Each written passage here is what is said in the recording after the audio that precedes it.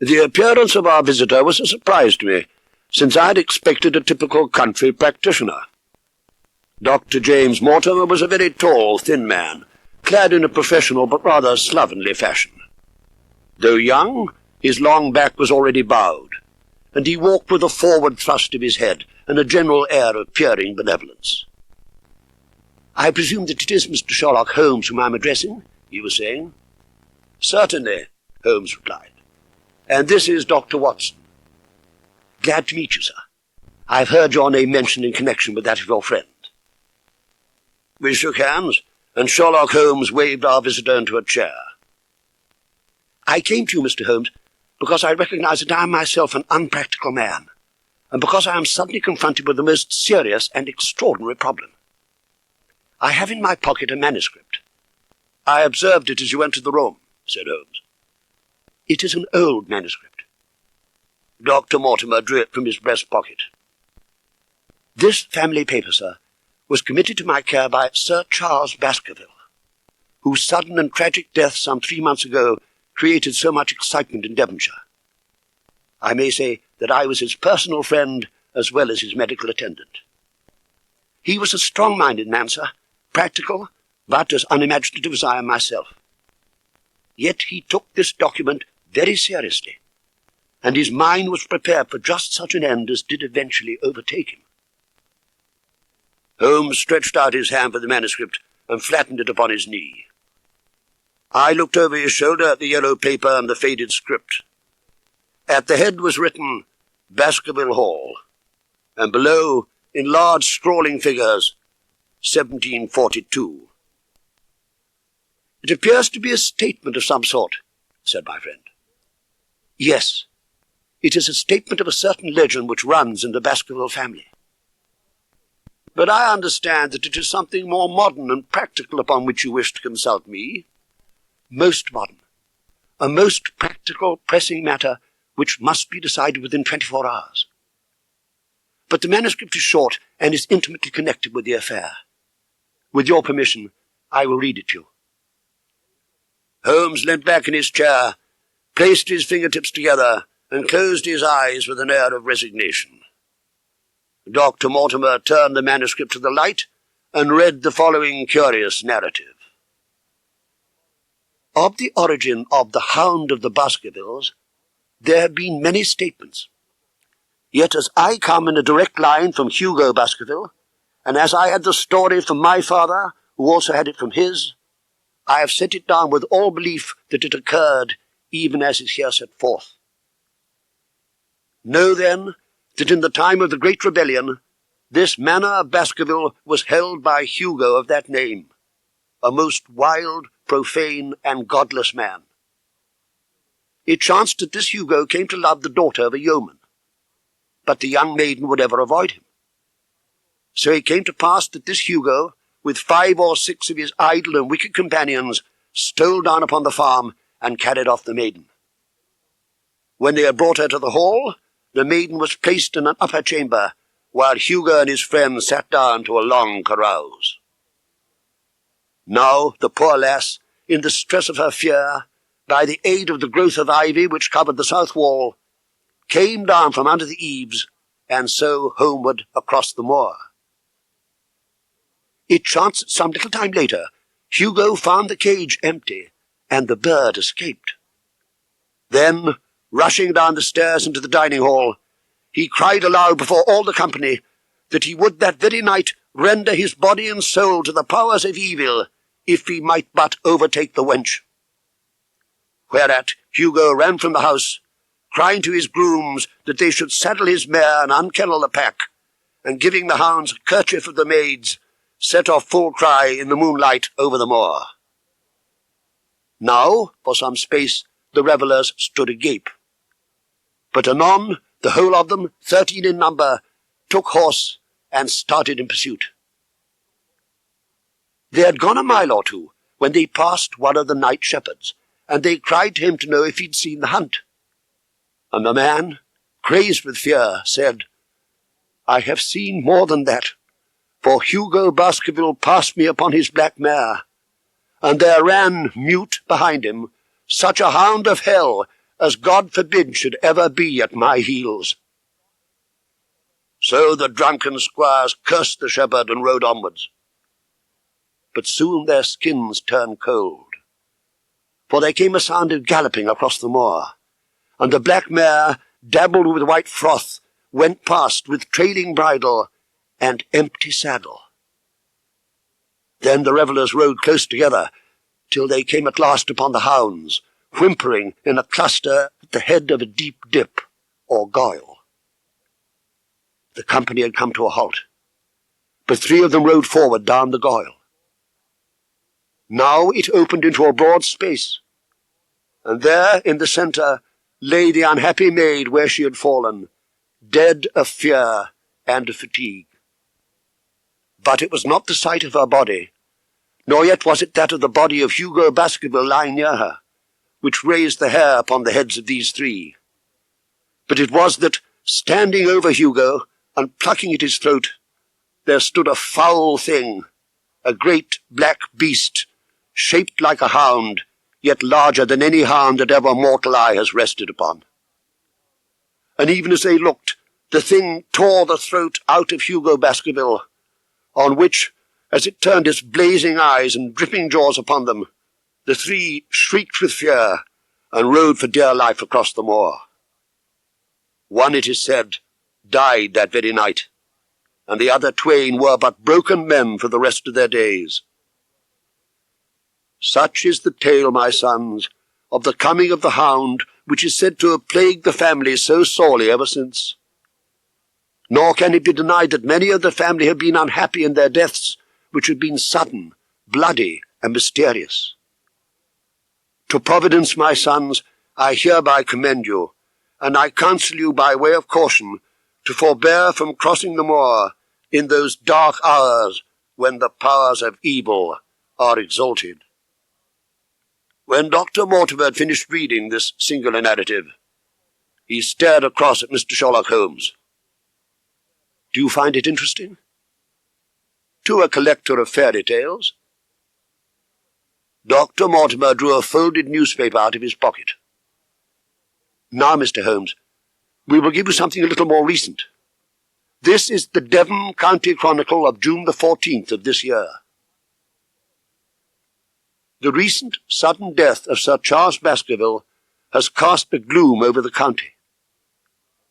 Though Sir Charles had resided at Baskerville Hall for a comparatively short period, his amiability of character and extreme generosity had won the affection and respect of all. Sir Charles was a widower. In spite of his considerable wealth, he was simple in his personal tastes, and his indoor servants at Baskerville Hall consisted of a married couple named Barrymore. Their evidence, corroborated by that of several friends, tends to show that Sir Charles's health has for some time been impaired, and points especially to some affection of the heart. Dr. James Mortimer, the friend and medical attendant of the deceased, has given evidence to the same effect. The facts of the case are simple. Sir Charles Baskerville was in the habit every night before going to bed of walking down the famous yew alley of Baskerville Hall. On the 4th of June, Sir Charles had declared his intention of starting next day for London. That night he went out as usual for his nocturnal walk, in the course of which he was in the habit of smoking a cigar. He never returned. At 12 o'clock, Barrymore, finding the hall door still open, became alarmed, and lighting a lantern, went in search of his master. The day had been wet, and Sir Charles's footmarks were easily traced down the alley. Halfway down this walk there is a gate which leads out onto the moor. There were indications that Sir Charles had stood for some little time here. He then proceeded down the alley, and it was at the far end of it that his body was discovered. One fact which has not been explained is the statement of Barrymore that his master's footprints altered their character from the time he passed the moor gate, and that he appeared from thence onwards to have been walking upon his toes. One Murphy, a gypsy horse-dealer, was on the moor at no great distance at the time, but he appears by his own confession to have been the worse for drink. He declares that he heard cries, but is unable to state from what direction they came. No signs of violence were to be discovered upon Sir Charles's person, and though the doctor's evidence pointed to an almost incredible facial distortion, so great that Dr. Mortimer refused at first to believe that it was indeed his friend and patient who lay before him, it was explained that that is a symptom which is not unusual in cases of dyspnea and death from cardiac exhaustion. This explanation was borne out by the post-mortem examination, which showed long-standing organic disease, and the coroner's jury returned a verdict in accordance with the medical evidence. Dr. Mortimer refolded his paper and replaced it in his pocket. Those are the public facts, Mr. Holmes, in connection with the death of Sir Charles Baskerville. I must thank you, said Sherlock Holmes, for calling my attention to a case which certainly presents some features of interest. I must now tell you, went on Dr. Mortimer, that which I have not confided to anyone. My motive for withholding it from the coroner's inquiry is that a man of science shrinks from placing himself in the public position of seeming to endorse a popular superstition. Within the last few months, it became increasingly plain to me that Sir Charles's nervous system was strained to breaking point. He had taken this legend which I have read you exceedingly to heart, so much so that, although he would walk in his own grounds, nothing would induce him to go out upon the moor at night. Incredible as it may appear to you, Mr. Holmes, he was honestly convinced that a dreadful fate overhung his family. The idea of some ghastly presence constantly haunted him, and on more than one occasion he has asked me whether I had, on my medical journeys at night, ever seen any strange creature or heard the baying of a hound. It was at my advice that Sir Charles was about to go to London. His heart was, I knew, affected. I thought that a few months among the distractions of town would send him back a new man. On the night of Sir Charles's death, I reached Baskerville Hall within an hour of the event. I checked and corroborated all the facts which were mentioned at the inquest. I carefully examined the body, which had not been touched until my arrival. Sir Charles lay on his face, his arms out, his fingers dug into the ground, and his features convulsed with some strong emotion to such an extent that I could hardly have sworn to his identity. There was certainly no physical injury of any kind. But one false statement was made by Barrymore at the inquest. He said that there were no traces upon the ground round the body. He did not observe any. But I did, some 20 yards off, but fresh and clear. Footprints? Footprints. A man's or a woman's? Mr. Holmes, they were the footprints of a gigantic hound. I confess that at these words a shudder passed through me. Holmes's eyes had the hard, dry glitter which shot from them when he was keenly interested. He proceeded to cross-examine Dr. Mortimer closely about every circumstance. When, finally, Mortimer hazarded the view that Sir Charles had evidently stood at the wicket gate for 5 or 10 minutes. "How do you know that?" demanded Holmes. "Because the ash had twice dropped from his cigar." "Excellent. This is a colleague, Watson, after our own heart. If I'd only been there. It is evidently a case of extraordinary interest. Oh, Dr. Mortimer, to think that you should not have called me in." "I could not call you in, Mr. Holmes, without disclosing these facts to the world, and I have already given my reasons for not wishing to do so. Besides, there is a realm in which the most acute and most experienced of detectives is helpless." "You mean that the thing is supernatural?" "Since the tragedy, Mr. Holmes, there have come to my ears several incidents which are hard to reconcile with the settled order of nature. For example,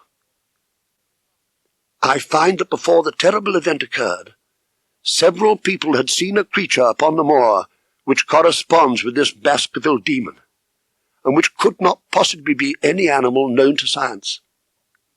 They all agreed that it was a huge creature, luminous, ghastly, and spectral. I assure you that there is a reign of terror in the district, and that it is a hardy man who will cross the moor at night. And you, a trained man of science, believe it to be supernatural? I do not know what to believe. Well, if you hold these views, why have you come to consult me at all? How can I assist you? By advising me as to what I should do with Sir Henry Baskerville, who arrives at Waterloo Station in exactly 1 hour and a quarter. He being the heir? Yes. On the death of Sir Charles, we inquired for this young gentleman and found that he had been farming in Canada. I speak now not as a medical man, but as a trustee and executor of Sir Charles's will. There is no other claimant, I presume? None. Sir Charles was the eldest of 3 brothers. The second, who died young, is the father of this lad Henry. The third, Roger, was the black sheep of the family and died in Central America in 1876. Henry is the last of the Baskervilles. He arrived at Southampton this morning. Now, Mr. Holmes, what would you advise me to do with him? I recommend, sir, that you take a cab and proceed to Waterloo to meet Sir Henry Baskerville. And then? And then you will say nothing to him at all until I have made up my mind about the matter. How long will it take you to make up your mind? 24 hours. At 10 o'clock tomorrow, Dr. Mortimer, I will be much obliged to you if you will call upon me here, and it will be of help to me in my plans for the future if you will bring Sir Henry Baskerville with you. I will do so, Mr. Holmes. He scribbled the appointment on his shirt cuff and hurried off in his strange, peering, absent-minded fashion. Holmes stopped him at the head of the stair. Only one more question, Dr. Mortimer. You say that before Sir Charles Baskerville's death, several people saw this apparition upon the moor. 3 people did. Did anyone see it after? I have not heard of any. Thank you. Good morning. Holmes returned to his seat with that quiet look of inward satisfaction which meant that he had a congenial task before him. Going out, Watson? Unless I can help you. No, my dear fellow. It is at the hour of action that I turn to you for aid. I knew that seclusion and solitude were very necessary for my friend in those hours of intense mental concentration during which he weighed every particle of evidence. I therefore spent the day at my club and did not return to Baker Street until evening. I noticed that Holmes had been studying a large-scale map of the area around Baskerville Hall. The case certainly has a character of its own, Watson. There are points of distinction about it. That change in the footprints, for example, what do you make of that? Mortimer said that the man had walked on tiptoe down that portion of the alley. He only repeated what some fool had said at the inquest. Why should a man walk on tiptoe down the alley? Well, what then? He was running, Watson. Running desperately. Running for his life. Running until he burst his heart and fell dead upon his face. Running for what? There lies our problem. There are indications that the man was crazed with fear before ever he began to run. Well, how can you say that? I am presuming that the cause of his fears came to him across the moor. If that was so, and it seems most probable, only a man who had lost his wits would have run from the house instead of towards it. If the gypsy's evidence may be taken as true, he ran with cries for help in the direction where help was least likely to be. Then again, whom was he waiting for that night? And why was he waiting for him in the yew alley rather than in his own house? Would you think that he was waiting for someone? The man was elderly and infirm. We can understand his taking an evening stroll, but the ground was damp and the night inclement. Is it natural that he should stand for 5 or 10 minutes, as Dr. Mortimer, with more practical sense than I should have given him credit for, deduced from the cigar ash? But he went out every evening.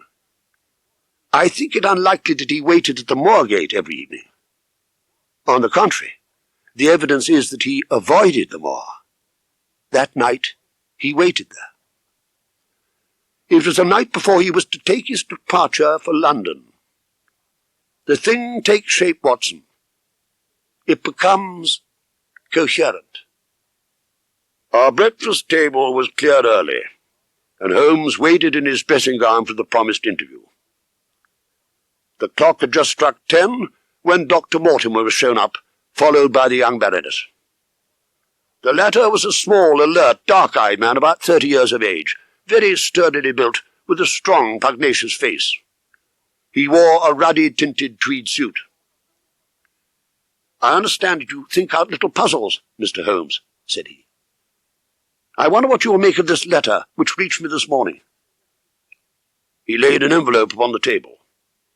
It was of common quality, greyish in colour. The address, Sir Henry Baskerville, Northumberland Hotel, was printed in rough characters. The postmark, Charing Cross, and the date of posting, the preceding evening. "Who knew that you were going to the Northumberland Hotel?" asked Holmes. "No one could have known. We only decided after I met Dr. Mortimer." "Someone seems to be very deeply interested in your movements." Out of the envelope he took a half-sheet of foolscap paper folded into 4. This he opened and spread flat upon the table. Across the middle of it, a single sentence had been formed by the expedient of pasting printed words upon it. It ran, "As you value your life or your reason, keep away from the moor." The word moor only was printed in ink. "What do you make of it, Dr. Mortimer?" said Holmes. "You must allow that there is nothing supernatural about this, at any rate." "No, sir, but it might very well come from someone who was convinced that the business is supernatural." "What business?" asked Sir Henry. "It seems to me that all you gentlemen know a great deal more than I do about my own affairs." "You shall share our knowledge before you leave this room, Sir Henry. I promise you that," said Sherlock Holmes. "Have you yesterday's Times, Watson?" "It's here in the corner." Might I trouble you for it?" "The inside page, please, with the leading articles." He glanced swiftly over it. "Capital article, this on free trade. You, your, life, reason, value, keep away, from thee. I think we see now whence these words have been taken." "By thunder, you're right," cried Sir Henry. "Well, if that isn't smart." If any possible doubt remained, it is settled by the fact that the words "keep away" and "from thee" are cut out in one piece. Well, now, so it is. "Really, Mr. Holmes, this exceeds anything which I could have imagined," said Dr. Mortimer. "How did you do it?" "The detection of leaded types is one of the most elementary branches of knowledge to the special expert in crime," replied my friend. "A Times leader is entirely distinctive. As it was done yesterday, the strong probability was that we should find the words in yesterday's issue." "Well, so far as I can follow you there, Mr. Holmes," said Sir Henry, "someone cut out this message with a scissors." "Nail scissors," said Holmes. "You can see that it was a very short-bladed scissors, since the cutter had to take 2 snips over the words "keep away." "Oh, that's so." "Someone then cut out the message with a pair of short-bladed scissors, pasted it with paste, gum," said Holmes, "with gum onto the paper. But I want to know why the word moor should have been written." "Because he could not find it in print." "Why, of course, that would explain it." "Have you read anything else in this message, Mr. Holmes?" "The address is printed in rough characters. but the Times is a paper which is seldom found in any hands but those of the highly educated. We may take it, therefore, that the letter was composed by an educated man who wished to pose as an uneducated one, and his effort to conceal his own writing suggests that that writing might be known, or come to be known, by you. Again, you will observe that the words are not gummed on in an accurate line. That may point to carelessness, or it may point to agitation and hurry upon the part of the cutter. If he were in a hurry, it opens up the interesting question why he should be in a hurry, since any letter posted up to early morning would reach Sir Henry before he would leave his hotel. Did the composer fear an interruption? And from whom? Well, we are coming now rather into the region of guesswork, said Dr. Mortimer. Say rather, into the region where we balance probabilities and choose the most likely. Now, you would call it a guess, no doubt, but I am almost certain that this address has been written in an hotel.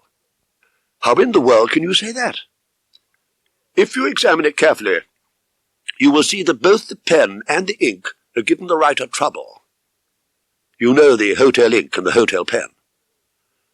Yes, I have very little hesitation in saying that could we examine the waste-paper baskets of the hotels round Charing Cross until we found the remains of the mutilated Times leader, we could lay our hands straight upon the person who sent this singular message.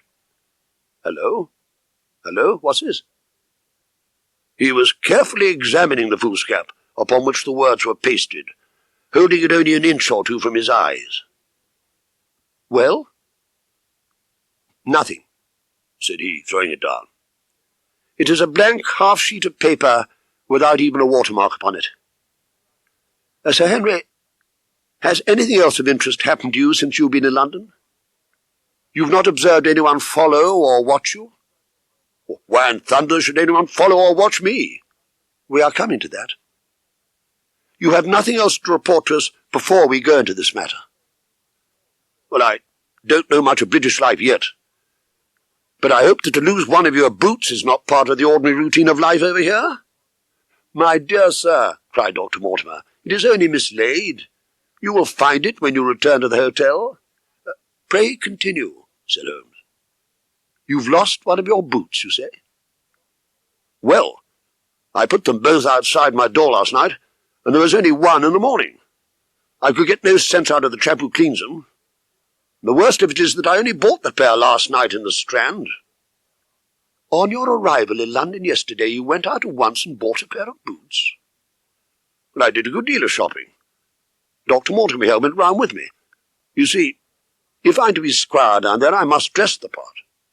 Among other things, I bought these brown boots, and had one stolen before ever I had them on my feet. It seems a singularly useless thing to steal, said Sherlock Holmes. I confess that I share Dr. Mortimer's belief that it will not be long before the missing boot is found. And now, gentlemen, said the baronet, it is time that you kept your promise and gave me a full account of what we're all driving at. Dr. Mortimer then drew his papers from his pocket and presented the whole case as he had done upon the morning before. Sir Henry Baskerville listened with the deepest attention. Well, I seem to have come into an inheritance with a vengeance, said he, when the long narrative was finished.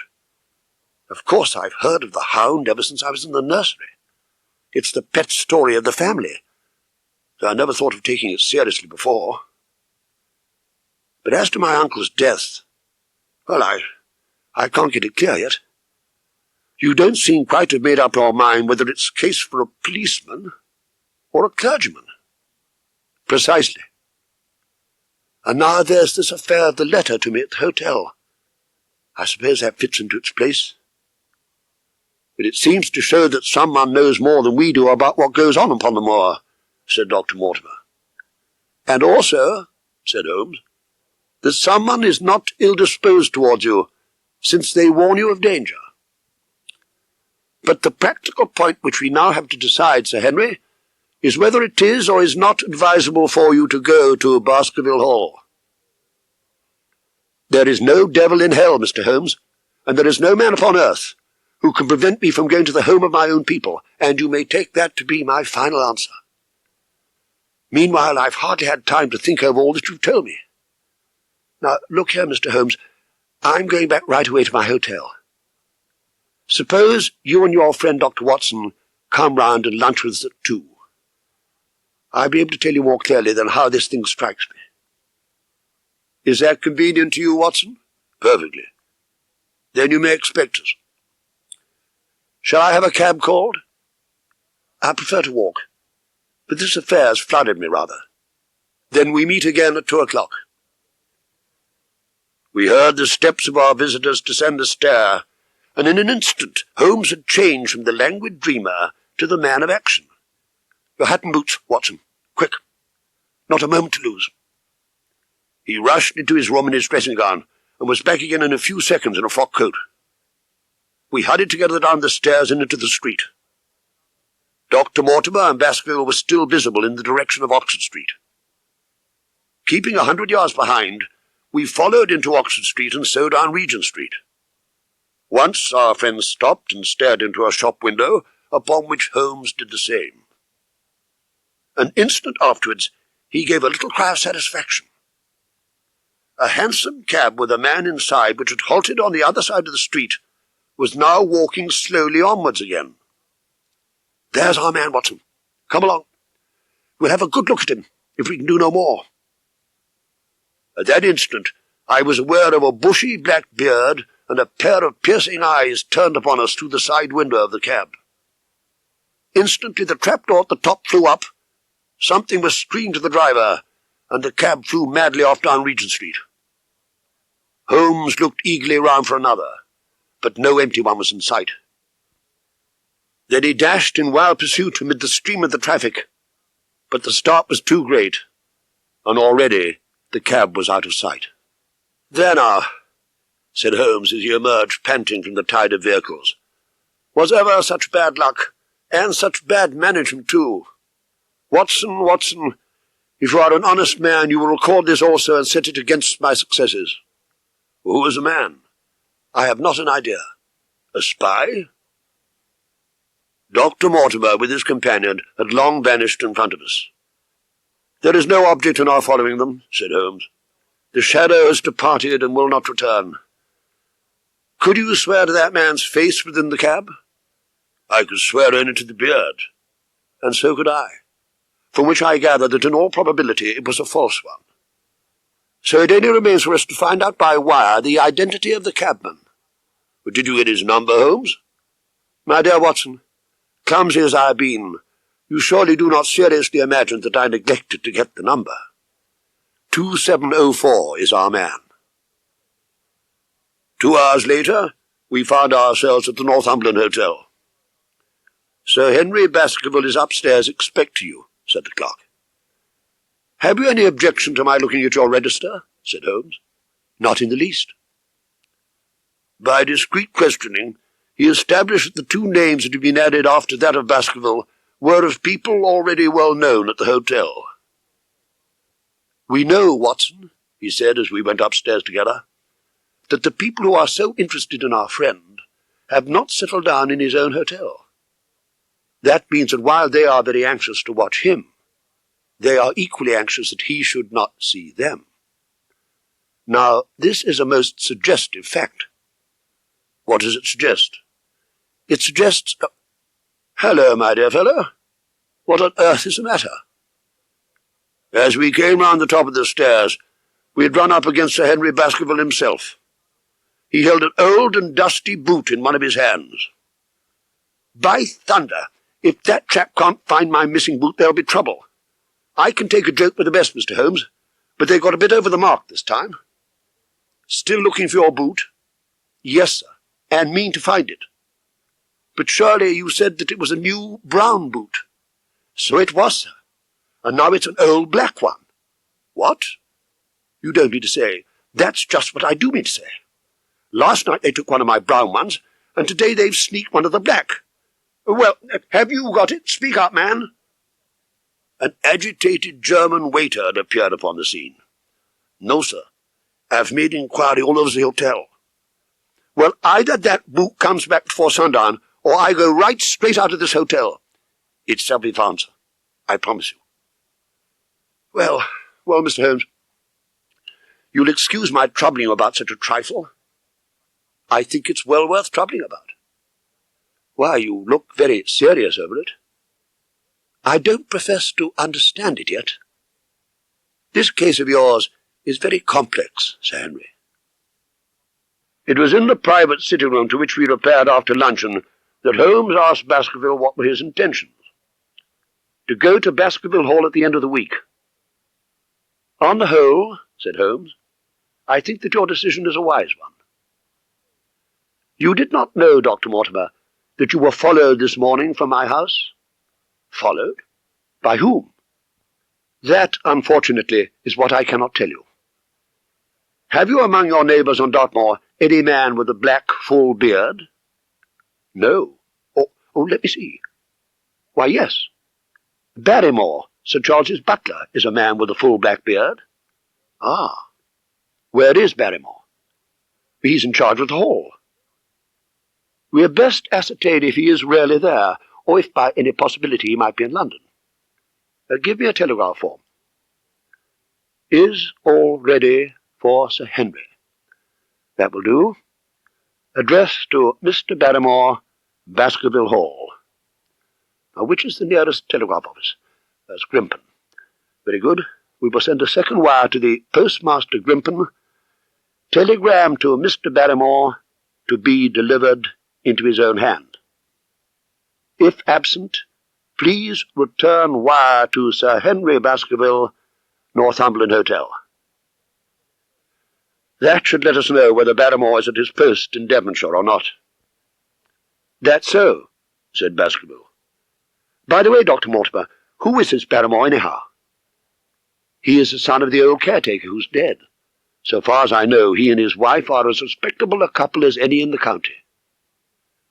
At the same time, said Sir Henry, it's clear enough that so long as there are none of the family at the Hall, these people have a mighty fine home and nothing to do. Did Barrymore profit at all by Sir Charles's will? Asked Holmes. He and his wife had £500 each. Ah. Did they know that they would receive this? Yes.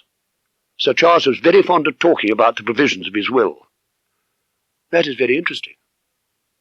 I hope, said Dr. Mortimer, that you do not look with suspicious eyes upon everyone who received a legacy from Sir Charles, for I also had £1,000 left to me. Indeed? And anyone else? Well, there were many insignificant sums to individuals and a large number of public charities. The residue all went to Sir Henry. And how much was the residue? £740,000. The total value of the estate was close on to £1 million. Dear me. It is a stake for which a man might well play a desperate game. And supposing that anything happened to our young friend here, who would inherit the estate? Since Roger Baskerville, Sir Charles's younger brother, died unmarried, the estate would descend to the Desmonds, who are distant cousins. James Desmond is an elderly clergyman in Westmoreland. Have you met Mr. James Desmond? Yes. He once came down to visit Sir Charles.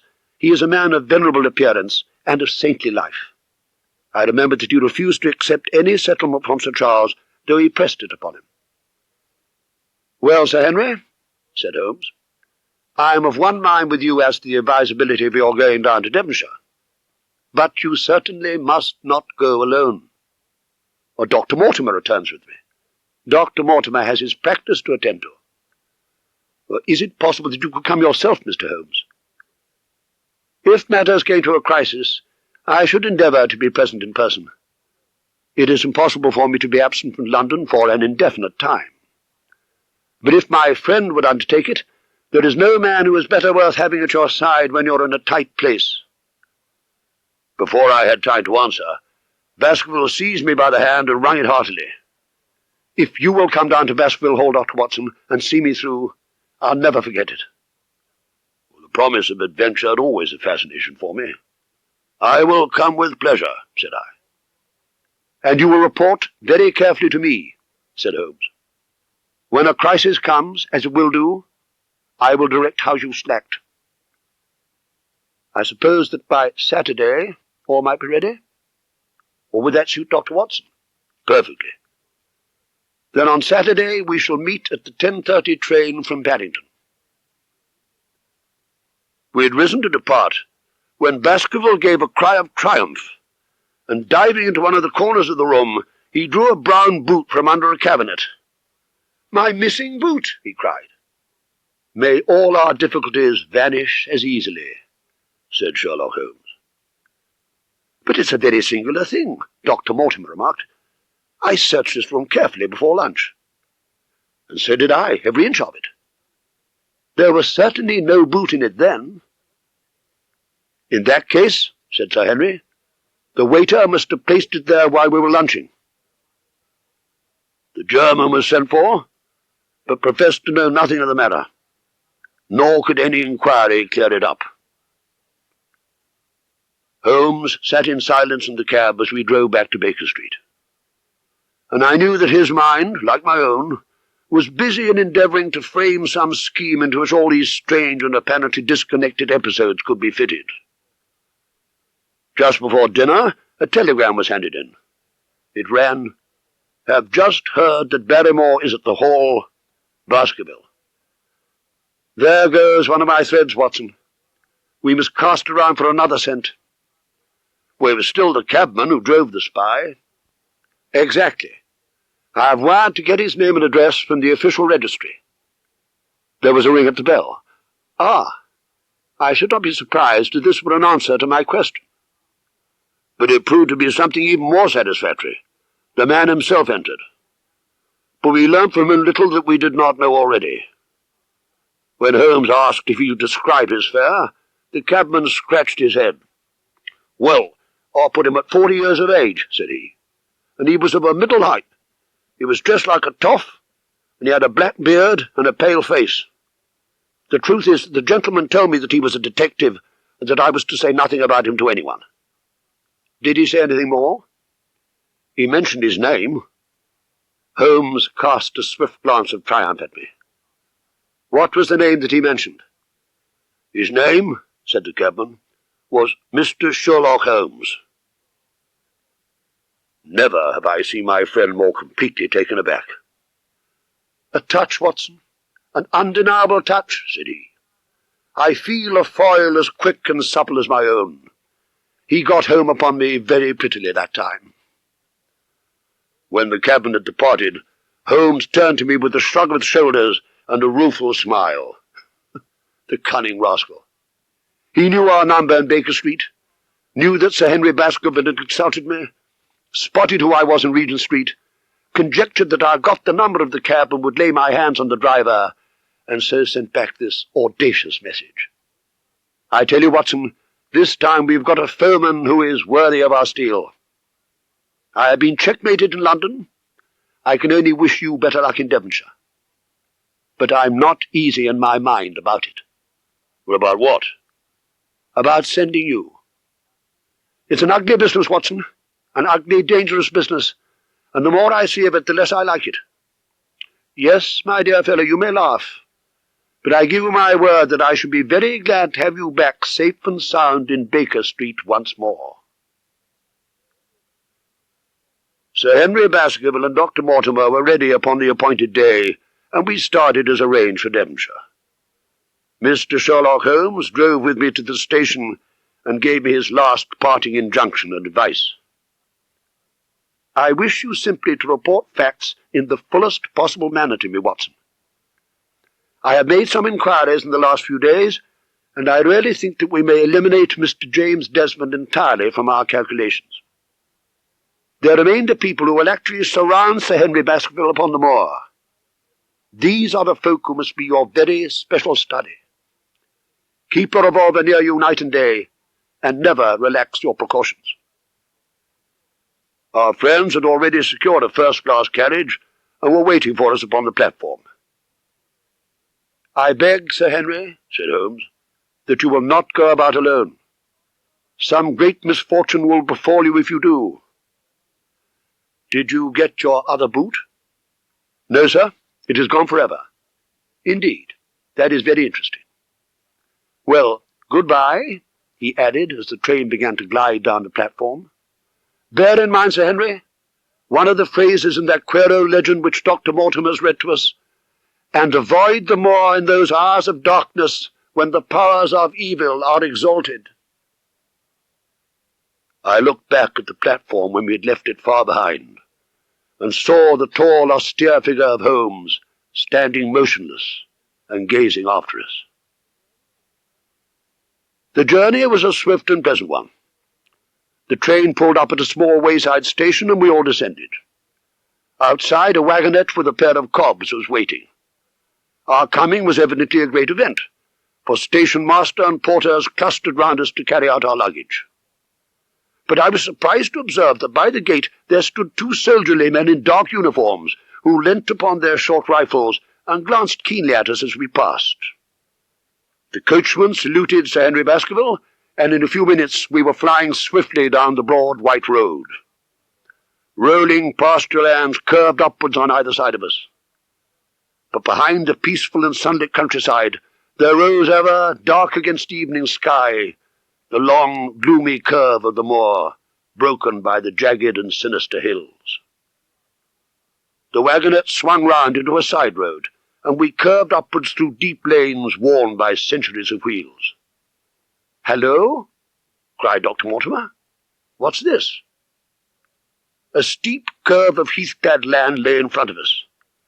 On the summit was a mounted soldier, dark and stern, his rifle poised ready over his forearm. "What's this, Perkins?" Our driver half-turned in his seat. "There's a convict escaped from Princeton, sir. He's been out 3 days now, and the warders watch every road and every station. It isn't like an ordinary convict. This is a man who'd stick at nothing." "Who is he, then?" "It is Selden, the Notting Hill murderer." I remembered the case well, for it was one in which Holmes had taken an interest on account of the peculiar ferocity of the crime.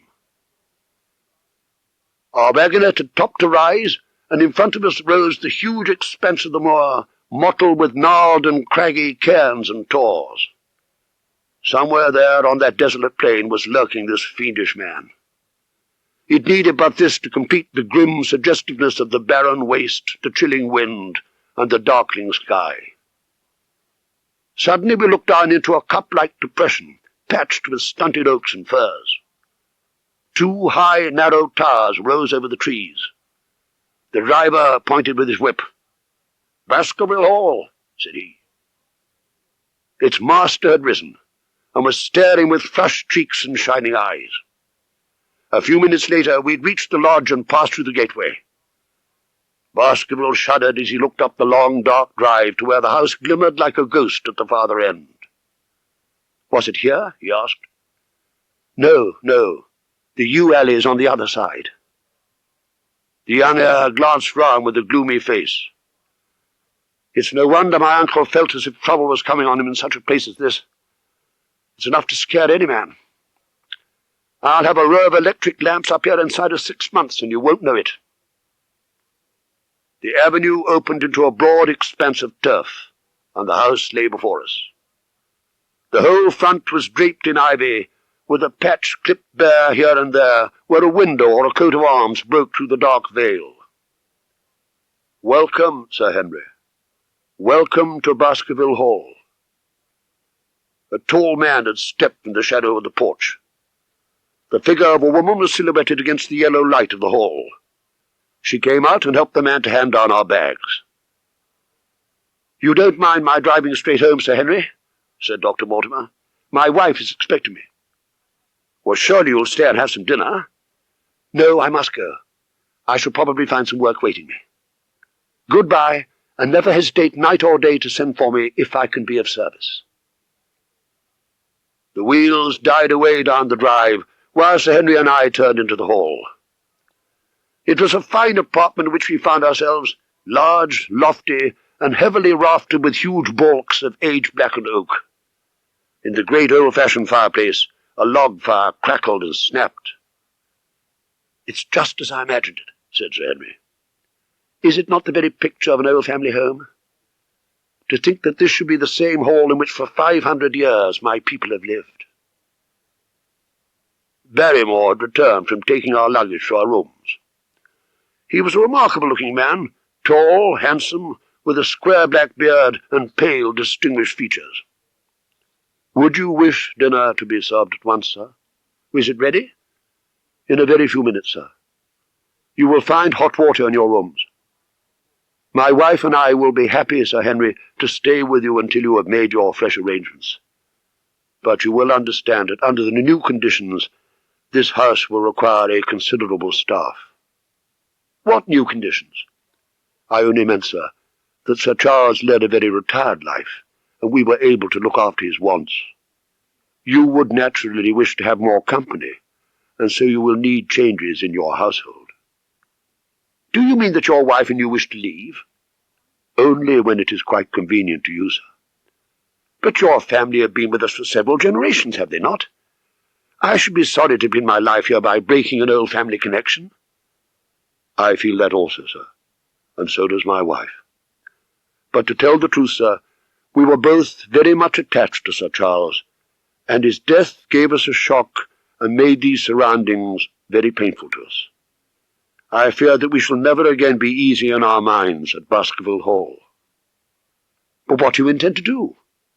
"I have no doubt, sir, that we shall succeed in establishing ourselves in some business. Sir Charles's generosity has given us the means to do so. And now, sir, perhaps I'd best show you to your rooms." My own was in the same wing as Baskervilles, and almost next door to it. These rooms appeared to be more modern, and the bright paper and numerous candles did something to remove the sombre impression which our arrival had left upon my mind. But the dining-room which opened out of the hall was a place of shadow and gloom. Black beams shot across above our heads, with smoke-darkened ceiling beyond them. A dim line of ancestors in every variety of dress stared down upon us and daunted us by their silent company. We talked little, and I for one was glad when the meal was over, and we were able to retire into the modern billiard-room and smoke a cigarette. "My word, it isn't a very cheerful place," said Sir Henry. "I don't wonder that my uncle got a little jumpy if he lived all alone in such a house as this. However, if it suits you, we will retire early tonight, and perhaps things may seem more cheerful in the morning." I drew aside my curtains before I went to bed, and looked out from my window. It opened upon the grassy space which lay in front of the hall door. Beyond, 2 copses of trees moaned and swung in a rising wind. A half-moon broke through the rifts of racing clouds. In its cold light, I saw beyond the trees a broken fringe of rocks and the long, low curve of the melancholy moor. I closed the curtain, feeling that my last impression was in keeping with the rest. As Sir Henry and I sat at breakfast the following morning, the sunlight flooded in through the high mullioned windows, and it was hard to realize that this was the chamber which had struck such a gloom into our souls upon the evening before. "I guess it is ourselves and not the house that we have to blame," said the baronet. "We were tired with our journey, so we took a grey view of the place." "And yet it was not entirely a question of imagination," I answered. "Did you, for example, happen to hear someone, a woman, I think, sobbing in the night?"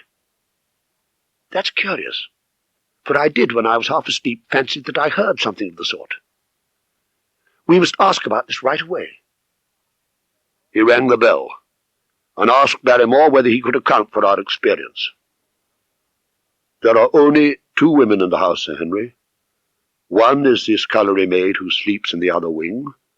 The other is my wife, and I can answer for it that the sound could not have come from her." And yet he lied as he said it. But it chanced that after breakfast I met Mrs. Barrymore in the long corridor. She was a large, impassive woman, but her telltale eyes were red, and glanced at me from between swollen lids. It was she, then, who wept in the night, and if she did so, her husband must know it. Already around this handsome, black-bearded man there was gathering an atmosphere of mystery and of gloom. It was he who had been the first to discover the body of Sir Charles, and we had only his word for all the circumstances which led up to the old man's death. Was it possible that it was Barrymore, after all, whom he had seen in the cab in Regent Street? The beard might well have been the same. How could I settle the point forever? Obviously, the first thing to do was to see the Grimpen postmaster and find whether the test telegram had really been placed in Barrymore's own hands. Sir Henry had numerous papers to examine after breakfast, so that the time was propitious for my excursion. It was a pleasant walk of 4 miles along the edge of the moor, leading me at last to a small grey hamlet. The postmaster had a clear recollection of the telegram. "Certainly, sir. I had the telegram delivered to Mr. Barrymore exactly as directed." "Well, who delivered it?" "My boy here, James." "Into his own hands?" I asked. "Well, he was up in the loft at the time," said the boy, "but I gave him to Mrs. Barrymore's hands, and she promised to deliver it at once." "Did you see Mr. Barrymore?" "No, sir. He was in the loft."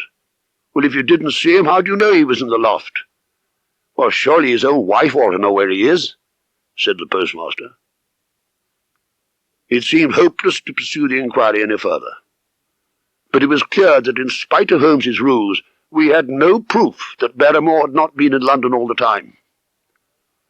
I prayed as I walked back along the grey, lonely road that my friend might soon be able to come down to take this heavy burden of responsibility from my shoulders. Suddenly my thoughts were interrupted by a voice which called me by name.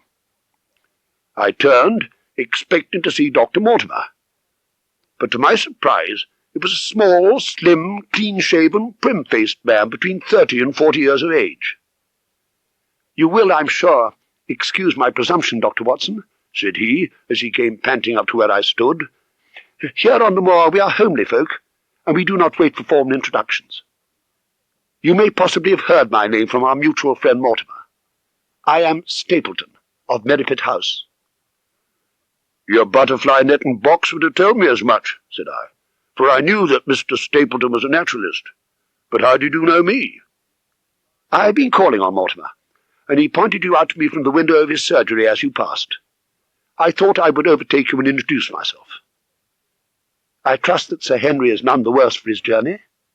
"Oh, he's very well, thank you." "We were all rather afraid that after the sad death of Sir Charles, the new baronet might refuse to live here. It is asking much of a wealthy man to come down and bury himself in a place of this kind, but I need not tell you that it means a very great deal to the countryside. A moderate walk along this moor path brings us to Merripit House," he added. "Perhaps you will spare an hour that I may have the pleasure of introducing you to my sister." My first thought was that I should be by Sir Henry's side, but Holmes had expressly said that I should study the neighbours upon the moor. I accepted Stapleton's invitation, and we turned together down the path. "It is a wonderful place, the moor," said he. "You cannot think the wonderful secrets which it contains." "You know it well, then?" "I have only been here 2 years, but I should think that there are few men who know it better than I do." "Is it so hard to know?" "Very hard. You see, for example, those bright green spots scattered thickly over it? That is the great Grimpen mire. A false step yonder means death to man or beast.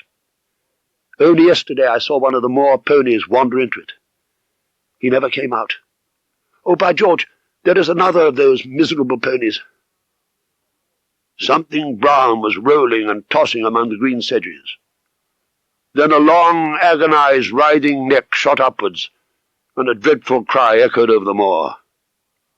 It turned me cold with horror, but my companion's nerves seemed to be stronger than mine.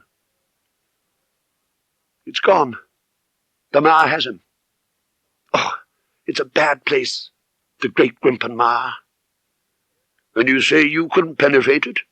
"Yes. There are 1 or 2 paths which a very active man can take. I have found them out." "But why should you wish to go into so horrible a place?" "Well, you see the hills beyond? They are really islands cut off on all sides by the impassable mire. That is where the rare plants and the butterflies are." "Hello!" I cried. "What's that?" A long, low moan, indescribably sad, swept over the moor. But what is it? The peasants say it is the hound of the Baskervilles calling for its prey. Well, you're an educated man. You don't believe such nonsense as that. What do you think is the cause of so strange a sound?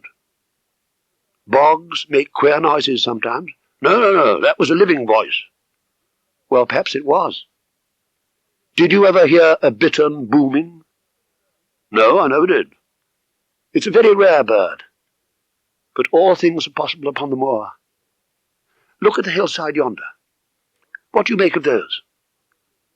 The whole steep slope was covered with grey circular rings of stone, a score of them at least. What are they? Sheep pens? No. They are the homes of prehistoric man. You can even see his hearth and his couch if you have the curiosity to go inside. But it's quite a town. When was it inhabited? Neolithic man? No date. Oh, excuse me an instant, Dr. Watson.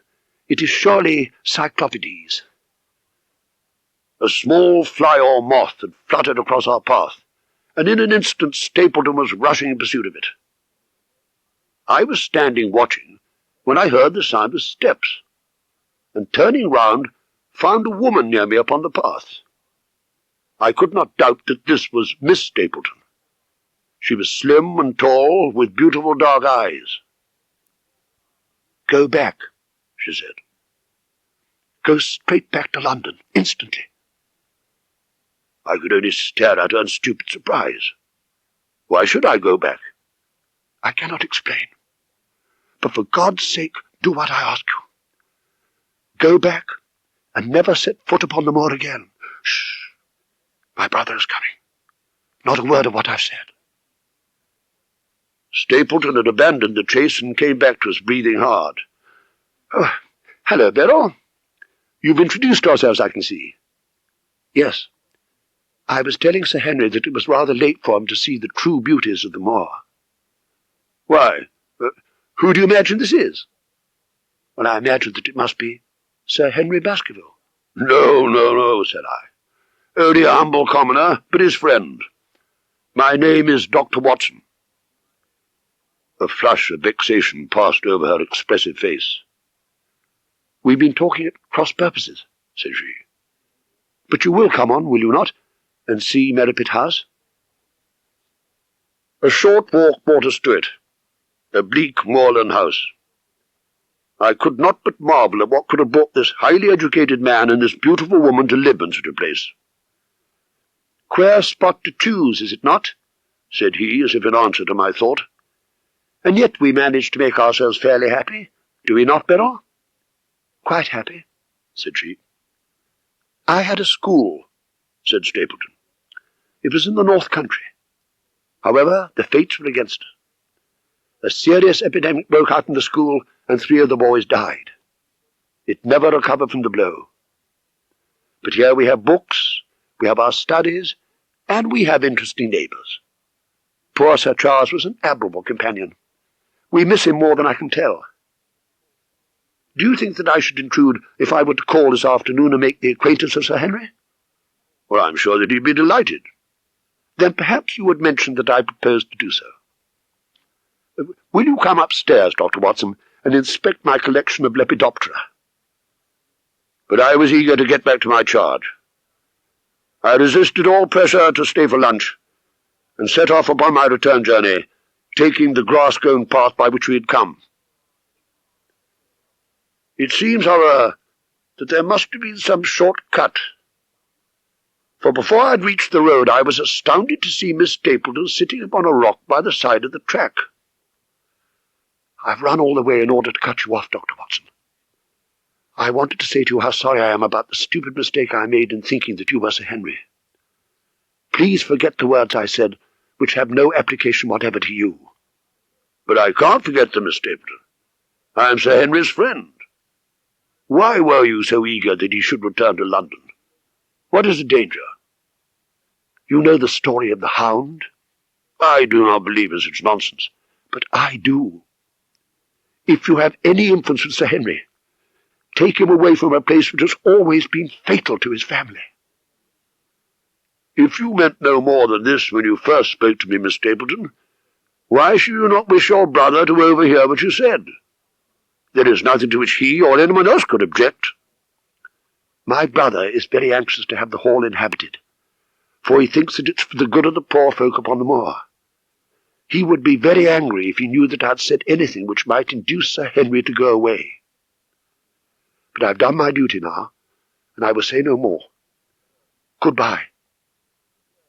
She turned, and had disappeared in a few minutes among the scattered boulders, while I pursued my way to Baskerville Hall. From this point onwards, I will follow the course of events by transcribing my own letters to Mr. Sherlock Holmes, which lie before me on the table. Baskerville Hall, October the 13th. My dear Holmes, my previous letters and telegrams have kept you pretty well up to date as to all that has occurred in this most God-forsaken corner of the world. Our friend the baronet begins to display a considerable interest in our fair neighbour, Miss Stapleton. I have told you that on the second day we lunched at Merripit House. From the moment he saw the lady, Sir Henry appeared to be strongly attracted by her, and I am much mistaken if the feeling is not mutual. Since then, hardly a day has passed that we have not seen something of the brother and sister. One would imagine that such a match would be very welcome to Stapleton, and yet I more than once caught a look of the strongest disapprobation in his face when Sir Henry has been paying some attention to his sister.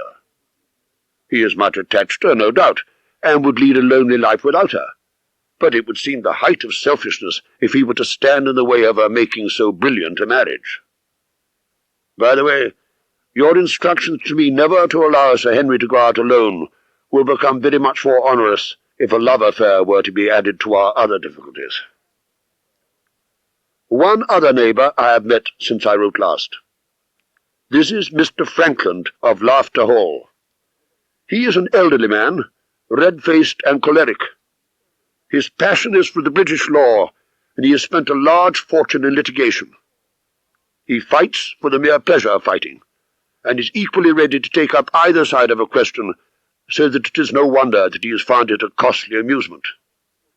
He is curiously employed at present, for being an amateur astronomer he has an excellent telescope, with which he lies upon the roof of his own house and sweeps the moor all day in the hope of catching a glimpse of the escaped convict.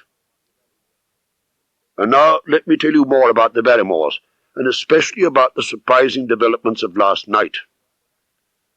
First of all, about the test telegram which you sent from London in order to make sure that Barrymore was really here. I have already explained that the testimony of the postmaster shows that the test was worthless, and that we have no proof one way or the other. I told Sir Henry how the matter stood, and he had Barrymore up and asked him whether he had received the telegram himself. Barrymore said that he had. "Did the boy deliver it into your own hands?" asked Sir Henry. Barrymore looked surprised. "No," said he. "I was in the box-room at the time, and my wife brought it up to me." "Well, did you answer it yourself?" "No. I told my wife what to answer, and she went down to write it." In the evening he returned to the subject of his own accord. "I could not quite understand the object of your questions this morning, Sir Henry," said he. "I trust that they do not mean that I have done anything to forfeit your confidence." Sir Henry had to assure him that it was not so, and pacify him by giving him a considerable part of his old wardrobe, the London outfit having now all arrived.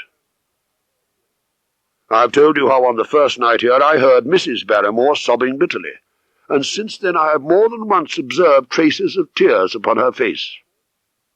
Sometimes I suspect Barrymore of being a domestic tyrant. I have always felt that there was something questionable in this man's character, but the adventure of last night brings all my suspicions to a head. About 2 in the morning, I was aroused by a stealthy step passing my room. I rose, opened my door, and peeped out. A man was walking softly down the passage with a candle in his hand. I could merely see the outline, but his height told me that it was Barrymore, and there was something indescribably guilty and furtive in his appearance. I waited until he had passed out of sight, and then I followed him. I could see from the glimmer of light through an open door that he had entered one of the rooms. I crept down the passage and peeped round the corner of the door. Barrymore was crouching at the window, with the candle held against the glass, his face rigid with expectation as he stared out into the blackness of the moor. For some minutes he stood watching intently. Then he gave a deep groan and put out the light. Instantly I made my way back to my room, and very shortly came the stealthy steps passing once more upon their return journey. Long afterwards, when I had fallen into a light sleep, I heard a key turn somewhere in a lock, but I could not tell whence the sound came. Baskerville Hall, October the 15th. My dear Holmes, before breakfast on the morning following my last adventure, I went down the corridor and examined the room in which Barrymore had been in the night before. The window through which he had stared so intently has, I noticed, one peculiarity above all other windows in the house. It commands the nearest outlook onto the moor. The night was very dark, so that I can hardly imagine how he could have hoped to see anyone or anything there. I had an interview with the baronet in his study after breakfast, and I told him all that I had seen. He was less surprised than I had expected. I knew that Barrymore walked about nights, and I had a mind to speak to him about it, said he. We should be able to shadow him and see what it is that he is after. We'll sit up in my room tonight and wait until he passes.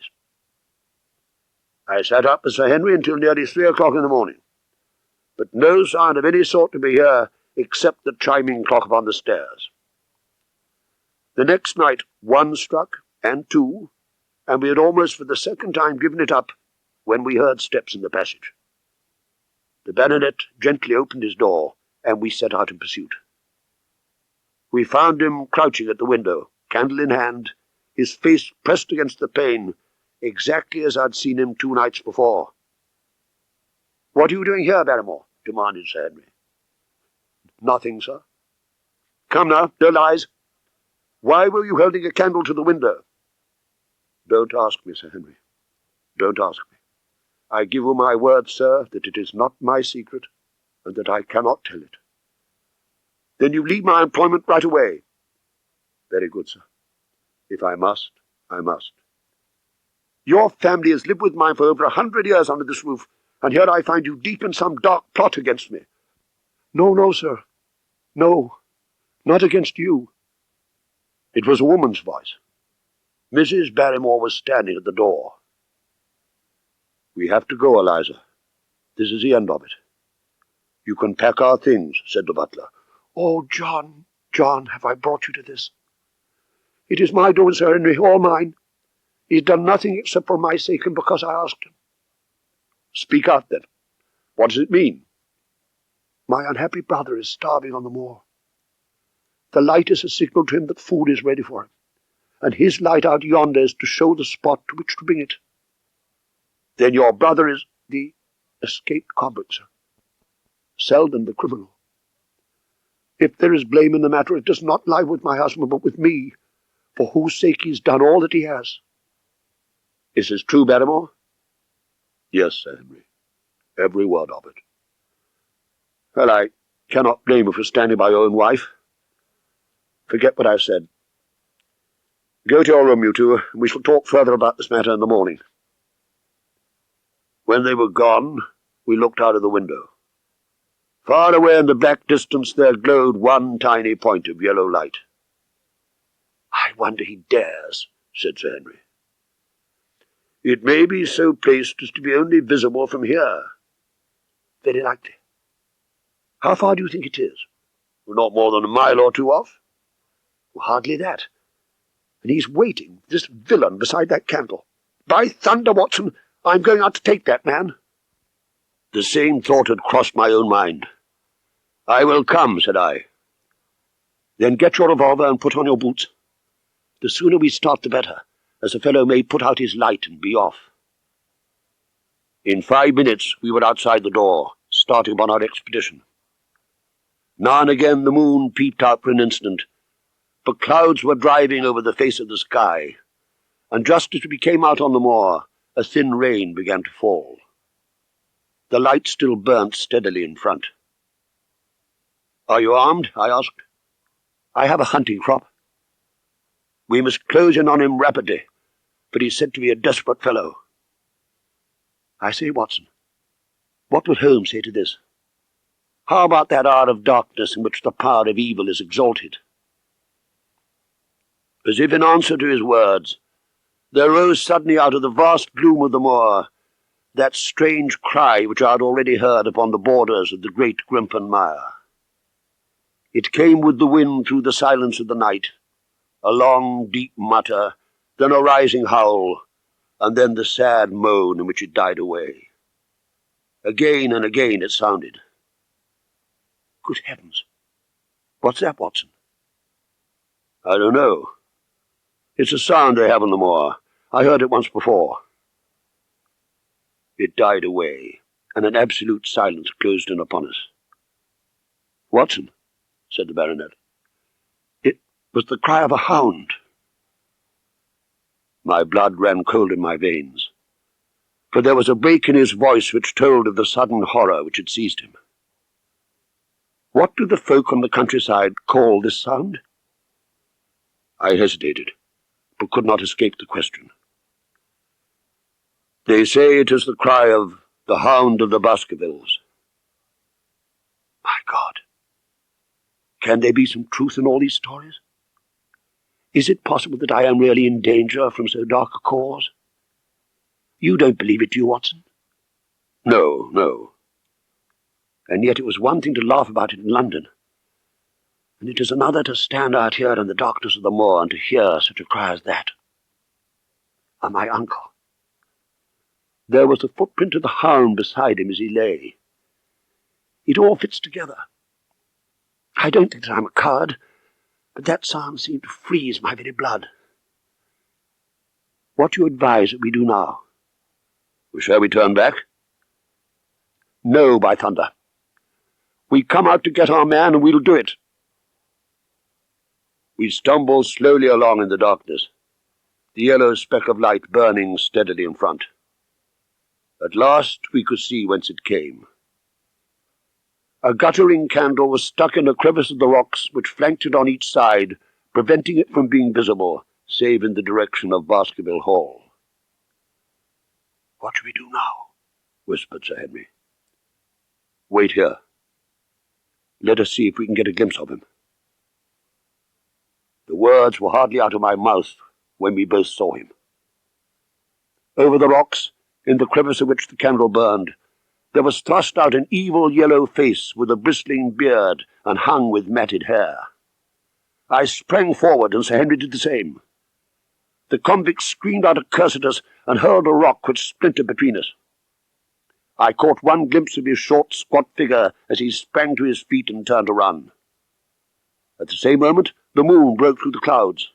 We rushed over the brow of the hill, and there was our man running with great speed down the other side. We were both fair runners and in good condition, but we soon found that we had no chance of overtaking him. Finally we stopped and watched him disappearing in the distance. And it was at this moment that there occurred a most strange and unexpected thing. We were turning to go home. The moon was low upon the right, and a granite tor stood up against the lower curve of its silver disk. There, outlined on that shining background, I saw the figure of a man upon the tor. Do not think that it was a delusion, Holmes. I assure you that I have never in my life seen anything more clearly. The figure was that of a tall, thin man. He stood as if he were brooding over that enormous wilderness which lay behind him. It was not the convict. He was a much taller man. With a cry I pointed him out to the baronet, but in the instant during which I had turned, the man was gone. I wished to go and search the tor, but it was some distance away, and the baronet was not in the mood for fresh adventures. He had not seen this lonely man, and could not feel the thrill which his strange presence had given to me. A warder, no doubt. said he. "The moor has been thick with them since this fellow escaped." "Well, perhaps his explanation may be the right one, but I should like to have some further proof of it." "So far I've been able to quote from the reports which I have forwarded during these early days to Sherlock Holmes. Now, however, I must trust once more to my recollections, aided by the diary which I kept at the time. October the 16th. A dull and foggy day with a drizzle of rain. It is melancholy outside and in. The baronet is in a black reaction after the excitements of the night. I am conscious myself of a weight at my heart and a feeling of impending danger. I keep thinking of the man on the tor. It is true that I have had only the one glance at him, and yet there are some things to which I am ready to swear. He is no one whom I have seen down here. A stranger, then, is still dogging us, just as a stranger had dogged us in London. We have never shaken him off. If I could lay my hands upon that man, then at last we might find ourselves at the end of all our difficulties. To this one purpose I must now devote all my energies. We had a small scene this morning after breakfast. Barrymore was aggrieved because we had been chasing Selden, and begged Sir Henry to let his brother-in-law alone. "I assure you, sir," said he, "that in a very few days the necessary arrangements will have been made, and he will be on his way to South America. For God's sake, I beg of you not to let the police know that he is still on the moor. They have given up the chase there, and he can lie quiet until the ship is ready for him. You can't tell on him without getting my wife and me into trouble. I beg you, sir, to say nothing to the police." Sir Henry turned to me. "What do you say, Watson?" "If he were safely out of the country, it would relieve the taxpayer of a burden." "That is true. Well, Barrymore, God bless you, sir. It would have killed my poor wife had he been taken again. Well, I guess we're aiding and abetting a felony, Watson. But after what we have heard, I don't feel as if I could give the man up. All right, Barrymore, you can go." With a few broken words of gratitude, the man turned. But he hesitated and came back. "You've been so kind to us, sir, that I should like to do the best I can for you in return. I know something, Sir Henry, and perhaps I should have said it before, but it was long after the inquest that I found it out. It's about poor Sir Charles's death." "Do you know how he died?" "No, sir, I don't know that. I know why he was at the gate at that hour. It was to meet a woman." "To meet a woman? He? And the woman's name?" "I can't give you the name, sir, but I can give you the initials. Her initials were L.L. How do you know this, Barrymore?" "Well, Sir Henry, your uncle had a letter that morning. Just this one letter, so I took the more notice of it. It was from Coombe Tracy, and it was addressed in a woman's hand." "Well?" "Well, sir, only a few weeks ago my wife was cleaning out Sir Charles's study, and she found the ashes of a burned letter on the back of the grate. One little slip, the end of a page, hung together, and the writing could still be read. It said, 'Please, please, as you are a gentleman, burn this letter, and be at the gate by 10 o'clock. Beneath it were signed the initials L.L. Have you got that slip?" "No, sir. It crumbled all to bits after we moved it." "And you have no idea who L.L. is?" "No, sir. But I expect if we could lay our hands upon that lady, we should know more about Sir Charles's death." "I cannot understand, Barrymore, how you came to conceal this important information." "Well, sir, it was immediately after that our own trouble came to us. And then again, sir, we were both of us very fond of Sir Charles, and it's well to go carefully when there's a lady in the case. Even the best of us. You thought it might injure his reputation?" "Well, sir, I thought no good could come of it. But now I feel as if it would be treating you unfairly not to tell you all that I know about the matter. When the butler had left us, Sir Henry turned to me. "Well, Watson, what do you think of this new light?" "But it seems to leave the darkness rather blacker than before." "So I think. But if we can only trace LL, it should clear up the whole business. What do you think we should do?" "Let Holmes know all about it at once. I am much mistaken if it does not bring him down." I went at once to my room and drew out my report of the morning's conversation for Holmes. It was evident to me that he had been very busy of late, for the notes which I had from Baker Street were few and short, with no comments upon the information which I had supplied. No doubt his blackmailing case is absorbing all his faculties. October the 17th. All day today the rain poured down, rustling on the ivy and dripping from the eaves. I thought of the convict out upon the bleak, cold, shelterless moor, and then I thought of that other one, the face in the cab, the figure against the moon. Was he also out in that deluge, the unseen watcher, the man of darkness? In the evening I put on my waterproof, and I walked far upon the sodden moor, full of dark imaginings.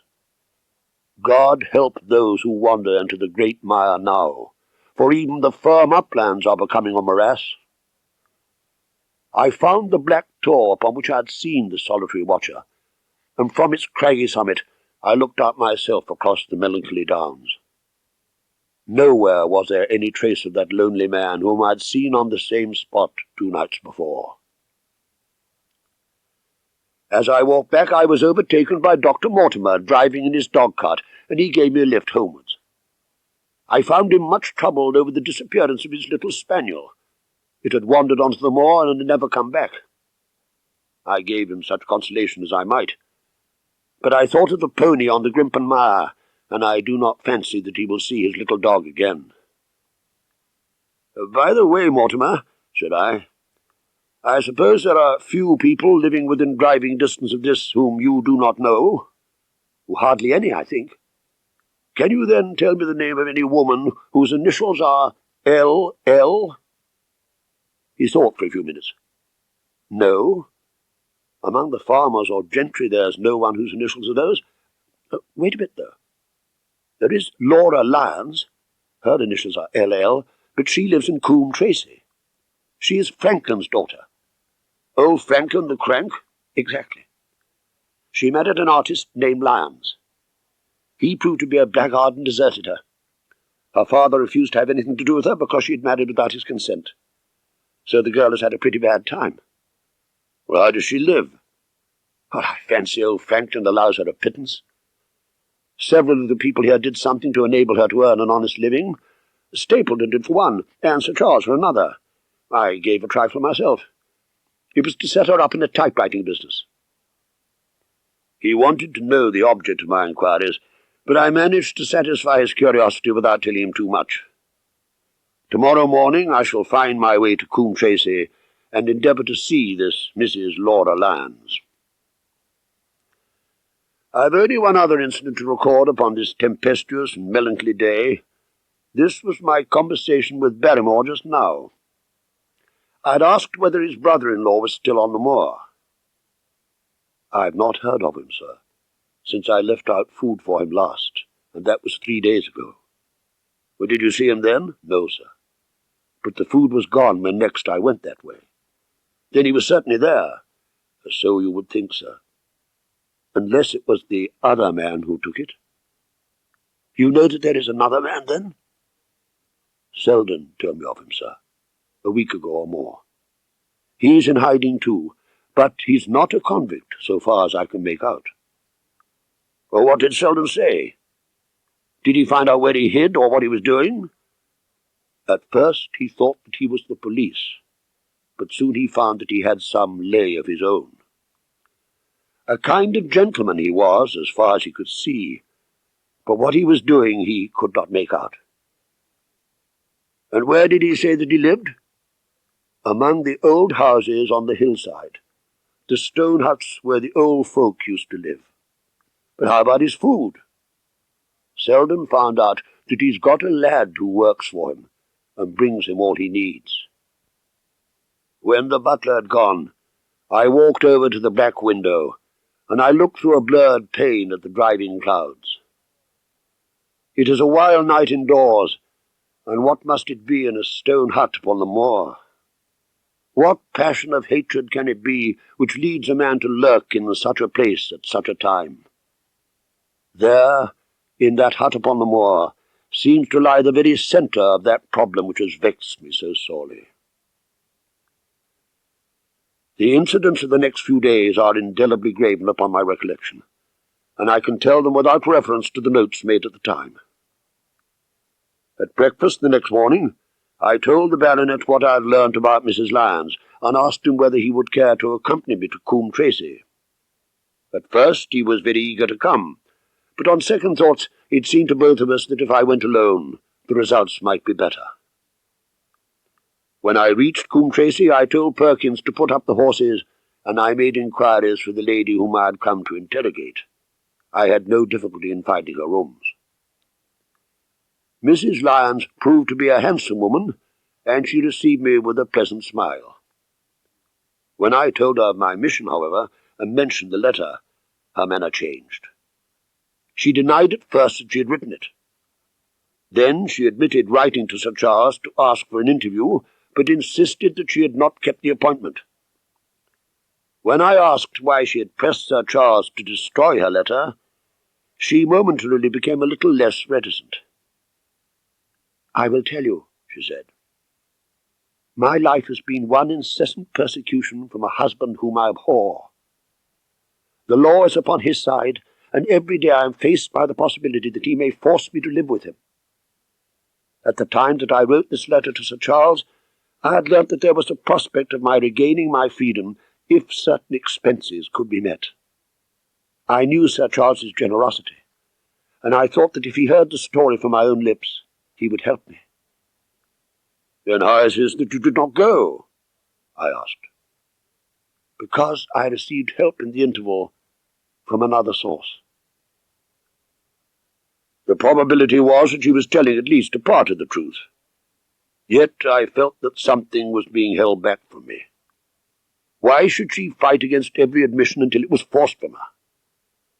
For the moment I could proceed no farther in that direction, but must turn back to that other clue which was to be sought for among the stone huts upon the moor.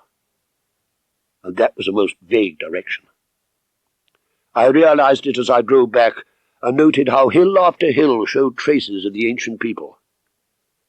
Barrymore's only indication had been that the stranger lived in one of these abandoned huts, and many hundreds of them are scattered throughout the length and breadth of the moor. Luck had been against us again and again in this inquiry, but now at last it came to my aid. And the messenger of good fortune was none other than Mr. Franklin, who was standing outside the gate of his garden, which opened onto the high road along which I travelled. "Good day, Dr. Watson," cried he with unwonted good humour. "You must really give your horses a rest, and come in to have a glass of wine and to congratulate me." My feelings towards him were far from being friendly after what I had heard of his treatment of his daughter, but I was anxious to send Perkins and the wagonette home, and the opportunity was a good one.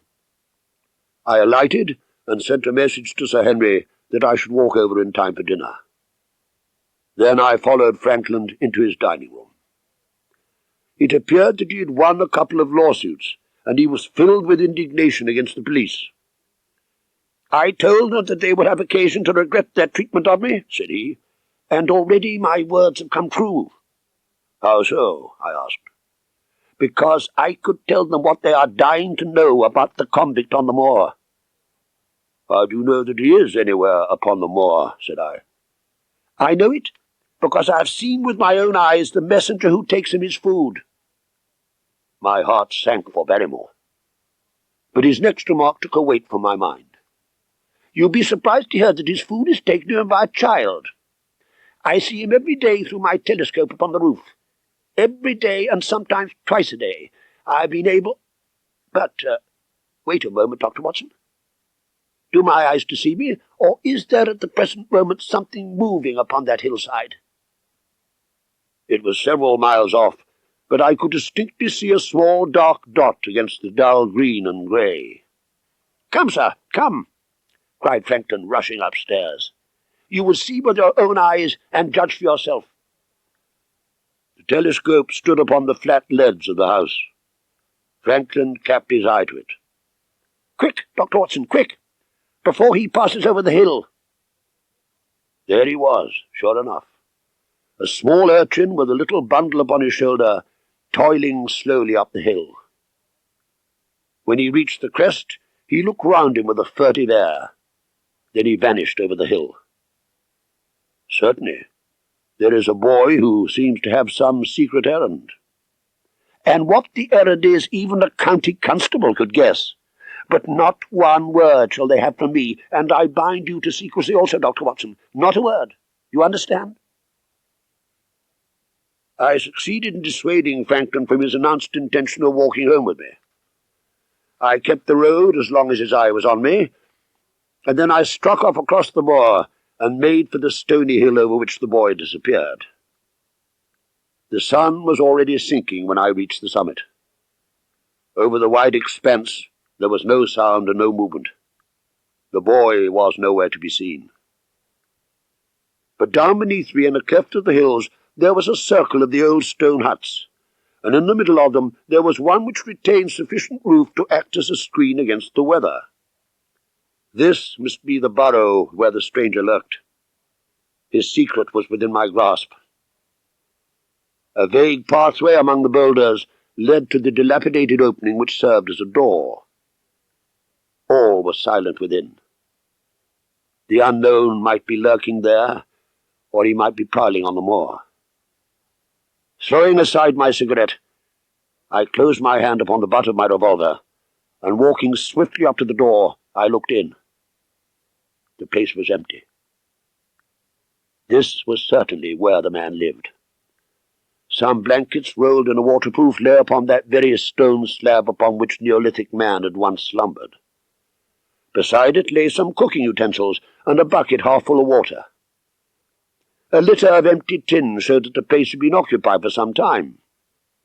In the middle of the hut stood a small cloth bundle, the same, no doubt, which I had seen through the telescope upon the shoulder of the boy. It contained a loaf of bread, a tin tongue, and 2 tins of preserved peaches. Then my heart leapt to see a sheet of paper with writing on it. This was what I read, roughly scrawled in pencil. "Dr. Watson has gone to Coombe Tracy." It was I, then, and not Sir Henry, who was being dogged by this secret man. He had set an agent, the boy perhaps, upon my track, and this was his report. Possibly I had taken no steps since I had been upon the moor which had not been observed and repeated. Always there was this feeling of an unseen force, a fine net drawn round us with infinite skill and delicacy. I looked around the hut for any sign which might indicate the character or intentions of the man who lived in this singular place. He must be of Spartan habits and cared little for the comforts of life. Was he our malignant enemy, or was he by chance our guardian angel? I swore that I would not leave the hut until I knew.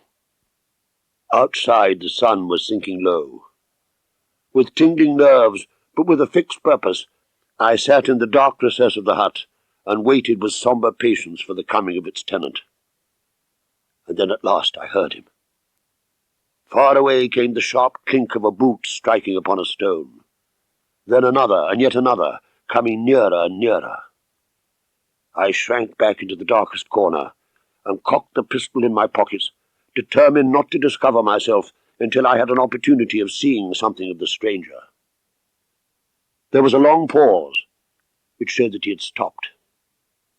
Then once more the footsteps approached, and a shadow fell across the opening of the hut. "It is a lovely evening, my dear Watson. I really think that you will be more comfortable outside than in." For a moment or two I sat breathless, hardly able to believe my ears. Then my senses and my voice came back to me. "Holmes!" I cried. "Holmes! Come out, and please be careful with the revolver." I stooped under the rude lintel, and there he sat upon a stone outside. He was thin and worn, but clear and alert. In his tweed suit and cloth cap, he looked like any other tourist upon the moor, and he had contrived that his chin should be as smooth, and his linen as perfect, as if he were in Baker Street. "I never was more glad to see anyone in my life," said I, as I wrung him by the hand. "Or more astonished, eh? Well, I must confess to it. The surprise was not all on one side, I assure you. I had no idea that you had found my occasional retreat, still less that you were inside it, until I was within 20 paces of the door. My footprints, I presume?" "No, Watson. But if you seriously desire to see me, you must change your tobacconist. When I see the stub of a cigarette marked Bradley, Oxford Street, I know that my friend Watson is in the neighbourhood. You will see it there beside the path. You threw it down, no doubt, when you charged into the empty hut." "Exactly. I thought as much." "So you actually thought that I was the criminal?" "Well, I didn't know who you were, but I was determined to find out." "Excellent, Watson. And how did you localize me? You saw me, perhaps, on the night of the convict hunt, when I was so imprudent as to allow the moon to rise behind me?" "Yes, I saw you then." "And have no doubt searched all the huts until you came to this one?" "No. Your boy had been observed, and that gave me a guide where to look." "The old gentleman with the telescope, no doubt?" Holmes rose and peeped into the hut. "Ah, I see the Cartwright has brought up some supplies. What's his paper?" "Oh, so you've been to Coombe Tracy? To see Mrs. Laura Lyons?" "Exactly." "Well done. Our researches have evidently been running on parallel lines." "Well, I'm glad from my heart that you are here. I thought that you were in Baker Street working out that case of blackmailing." "That was what I wished you to think." "Then you use me, and yet do not trust me." "My dear fellow, you have been invaluable to me in this and in many other cases. Had I been with Sir Henry and you, my presence would have warned our very formidable opponents to be on their guard. As it is, I've been able to get about as I could not possibly have done had I been living at the Hall." "But why keep me in the dark?" "For you to know could not have helped us, and might possibly have led to my discovery. I brought Cartwright down with me. You remember the little chap at the express office, and he has seen after my simple wants." "Then my reports have all been wasted." Holmes took a bundle of papers from his pocket. "Here are your reports, my dear fellow, and very well thumbed, I assure you. And now tell me the result of your visit to Mrs. Laura Lyons." The sun had set, and dusk was settling over the moor. We withdrew into the hut for warmth. There I told Holmes of my conversation with the lady. "This is most important," said he. "You are aware, perhaps, that a close intimacy exists between this lady and the man Stapleton?" "I did not know of a close intimacy." "This puts a very powerful weapon into our hands. If I could only use it to detach his wife—" "His wife?" "I am giving you some information now. The lady who was passed here as Miss Stapleton is in reality his wife." "But why this elaborate deception?" "Because he foresaw that she would be very much more useful to him in the character of a free woman." All my unspoken instincts, my vague suspicions, suddenly took shape and centred upon the naturalist. "It is he, then, who is our enemy. It is he who dogged us in London." "So I read the riddle." "And the warning? It must have come from her." "Exactly. When I examined the paper for a watermark, I was conscious of a faint smell of scent. It suggested the presence of a lady." "But how do you know that the woman's his wife?" "Because he so far forgot himself as to tell you a true piece of autobiography upon the occasion when he first met you. He was once a schoolmaster in the north of England. A little investigation showed me that a school had come to grief, and that the man who had owned it — the name was different — had disappeared, with his wife. The description agreed. Well, if this woman is in truth his wife, where does Mrs. Laura Lyons come in? That is one of the points upon which your own researches have shed a light. I did not know about a projected divorce between herself and her husband. In that case, regarding Stapleton as an unmarried man, she counted no doubt upon becoming his wife. And when she is undeceived, why then, we may find the lady of service. Don't you think, Watson, that you're away from your charge rather long? Your place should be at Baskerville Hall. Night had settled upon the moor. A few faint stars were gleaming in a violet sky. One last question, Holmes, I said as I rose. What is the meaning of it all? What is he after? It is murder, Watson. Cold-blooded, deliberate murder. Another day, 2 at the most, and I have my case complete. But until then, guard your charge. Hark! A terrible scream of horror and anguish burst out of the silence of the moor. Oh, my God! Where is it? Holmes whispered. Where is it, Watson? There, I think. No, there. Again the agonized cries swept through the silent night, louder, much nearer, and a new sound mingled with it, a deep muttered rumble. The Hound! Come, Watson, come! Great heavens, if we are too late! He had started running swiftly over the moor. But now from somewhere in front of us there came one last despairing yell, and then a dull, heavy thud. We halted and listened. Not another sound broke the silence of the night. He has beaten us, Watson. We are too late. Fool that I was to hold my hand. And you, Watson, see what comes of abandoning your charge. Blindly we ran through the gloom. Can you see anything? Nothing. But hark! What is that?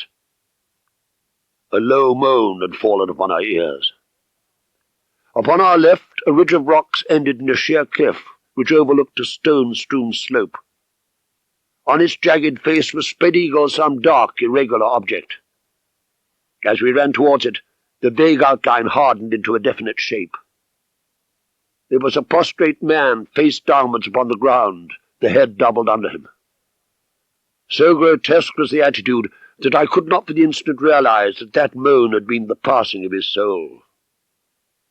The gleam of the match which Holmes struck shone upon the ghastly pool which widened slowly from the crushed skull of the victim. And it shone upon something else. The body of Sir Henry Baskerville.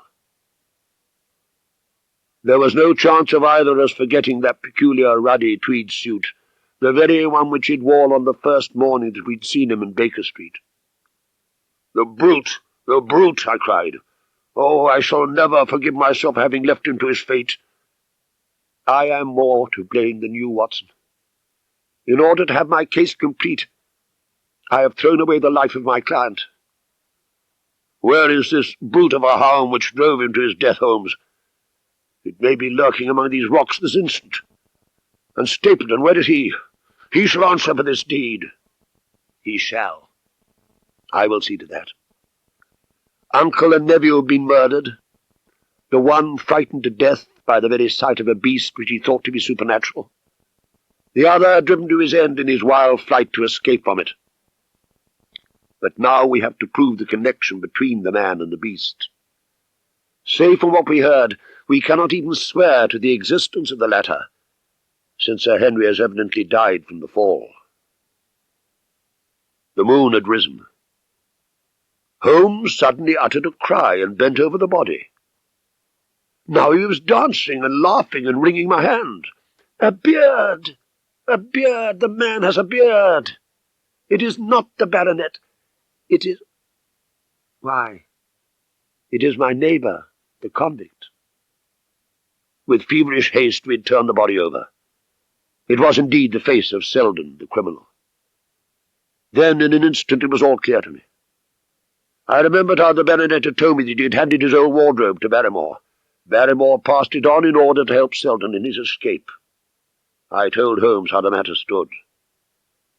"Then the clothes had been the poor fellow's death," said he.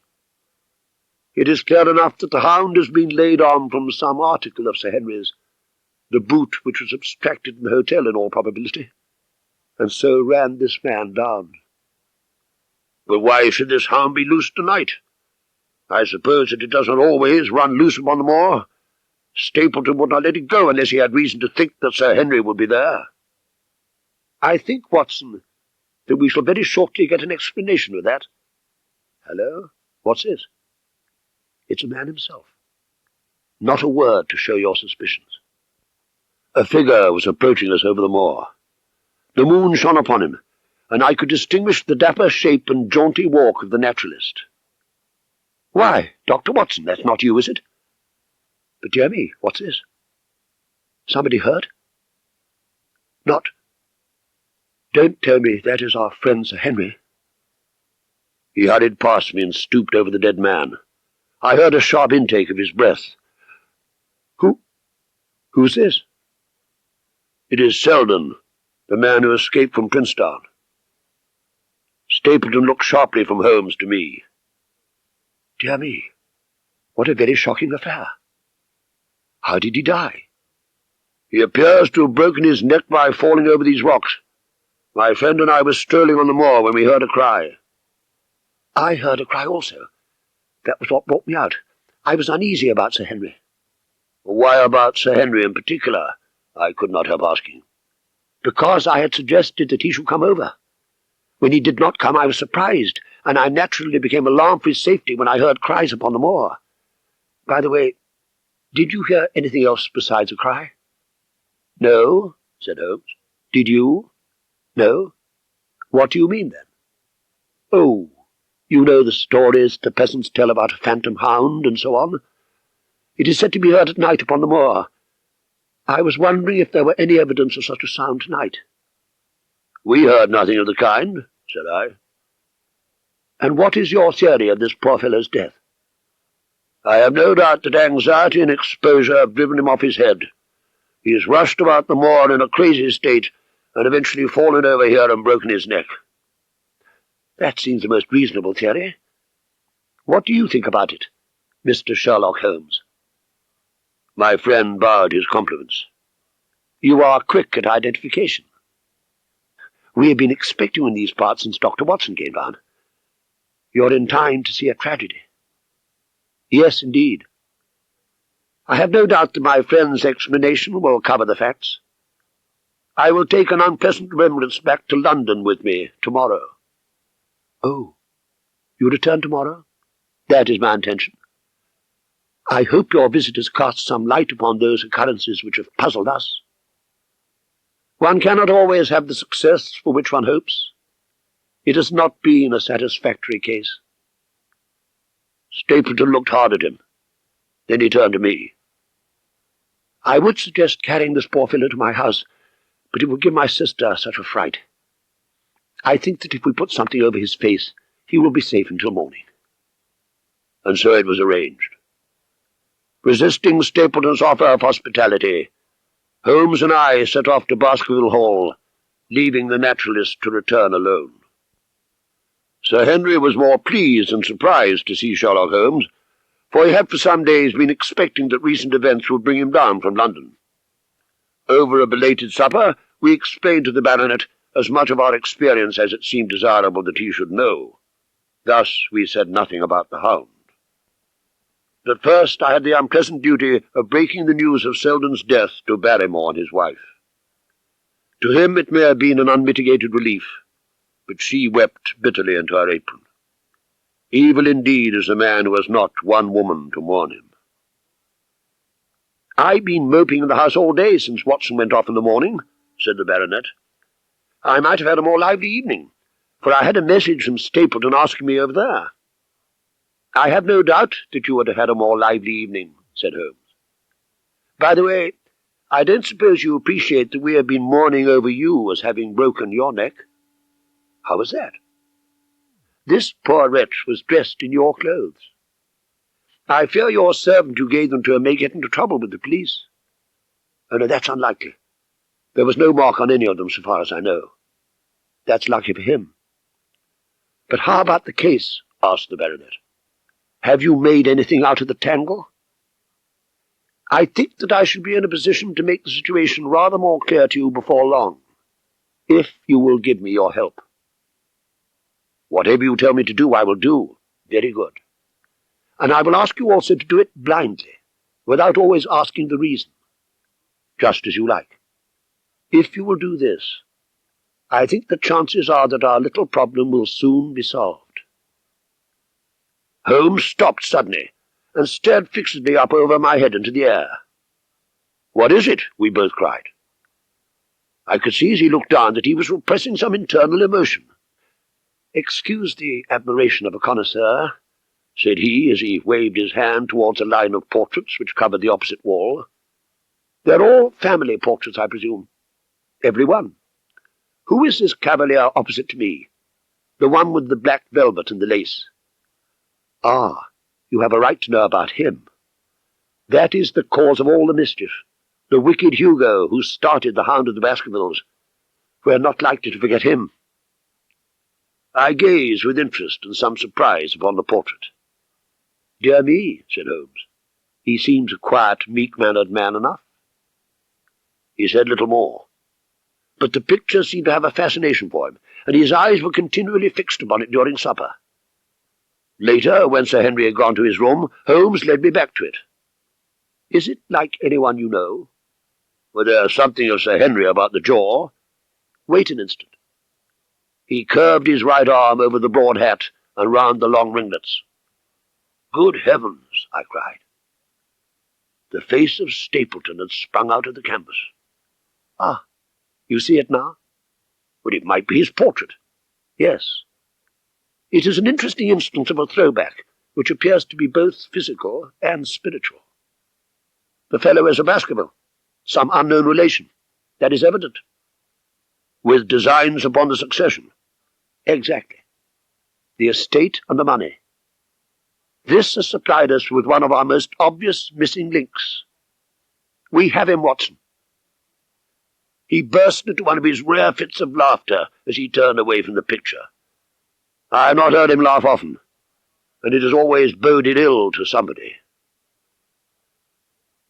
I was up betimes in the morning, but Holmes was afoot earlier still, for I saw him as I dressed coming up the drive. "Have you been on the moor already?" "I have sent a report from Grimpen to Princetown as to the death of Selden. I think I can promise that none of you will be troubled in the matter. And I have also communicated with my faithful Cartwright to set his mind at rest about my safety." "Well, what's the next move?" "To see Sir Henry. Ah, here he is. You are engaged, as I understand, Sir Henry, to dine with our friends the Stapletons tonight." "Well, I hope that you will come also. They're very hospitable people." "I fear that Watson and I must go to London."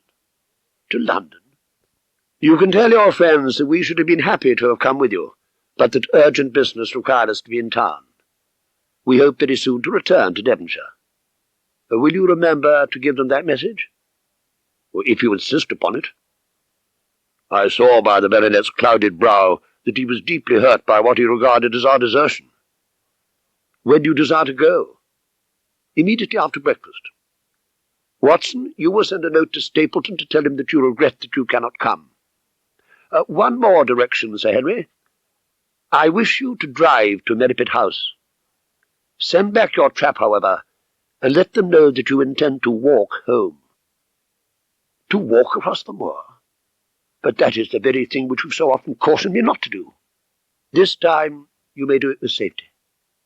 But as you value your life, do not cross the moor in any direction save along the straight path which leads from Merripit House to the Grimpen Road, and is your natural way home." "Well, I will do just what you say." "Very good. I should be glad to get away as soon after breakfast as possible, so as to reach London in the afternoon." I was much astounded by this programme, though I remembered that Holmes had said to Stapleton on the night before that his visit would terminate next day. A couple of hours afterwards, we were at the station of Coombe Tracy. A small boy was waiting upon the platform. "Any order, sir?" "You will take this train to town, Cartwright.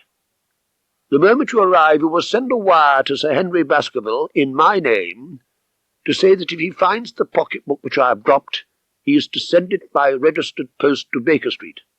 Yes, sir. And ask at the station office if there is a message for me. The boy returned with a telegram which Holmes handed to me. It ran, "Wire received, coming down with unsigned warrant, arrive 5:40, Lestrade." That is an answer to mine of this morning. He is the best of the professionals, I think, and we may need his assistance. And now, Watson, I think that we cannot employ our time better than by calling upon your acquaintance, Mrs. Laura Lyons. His plan of campaign was beginning to be evident. He would use the baronet in order to convince the Stapletons that we were really gone, while we would actually return at the instant when we were likely to be needed. That telegram from London, if mentioned by Sir Henry to the Stapletons, must remove the last suspicions in their minds. Sherlock Holmes opened his interview with Mrs. Laura Lyons with a frankness and directness which considerably amazed her. "Mrs. Lyons, we regard this case of the death of the late Sir Charles Baskerville as one of murder, and the evidence may implicate not only your friend Mr. Stapleton, but his wife as well." The lady sprang from her chair. "His wife?" "The fact is no longer a secret. The person who has passed for his sister is really his wife." "His wife? He was not a married man. Prove it to me. Prove it to me." "I have come prepared to do so," said Holmes, drawing several papers from his pocket.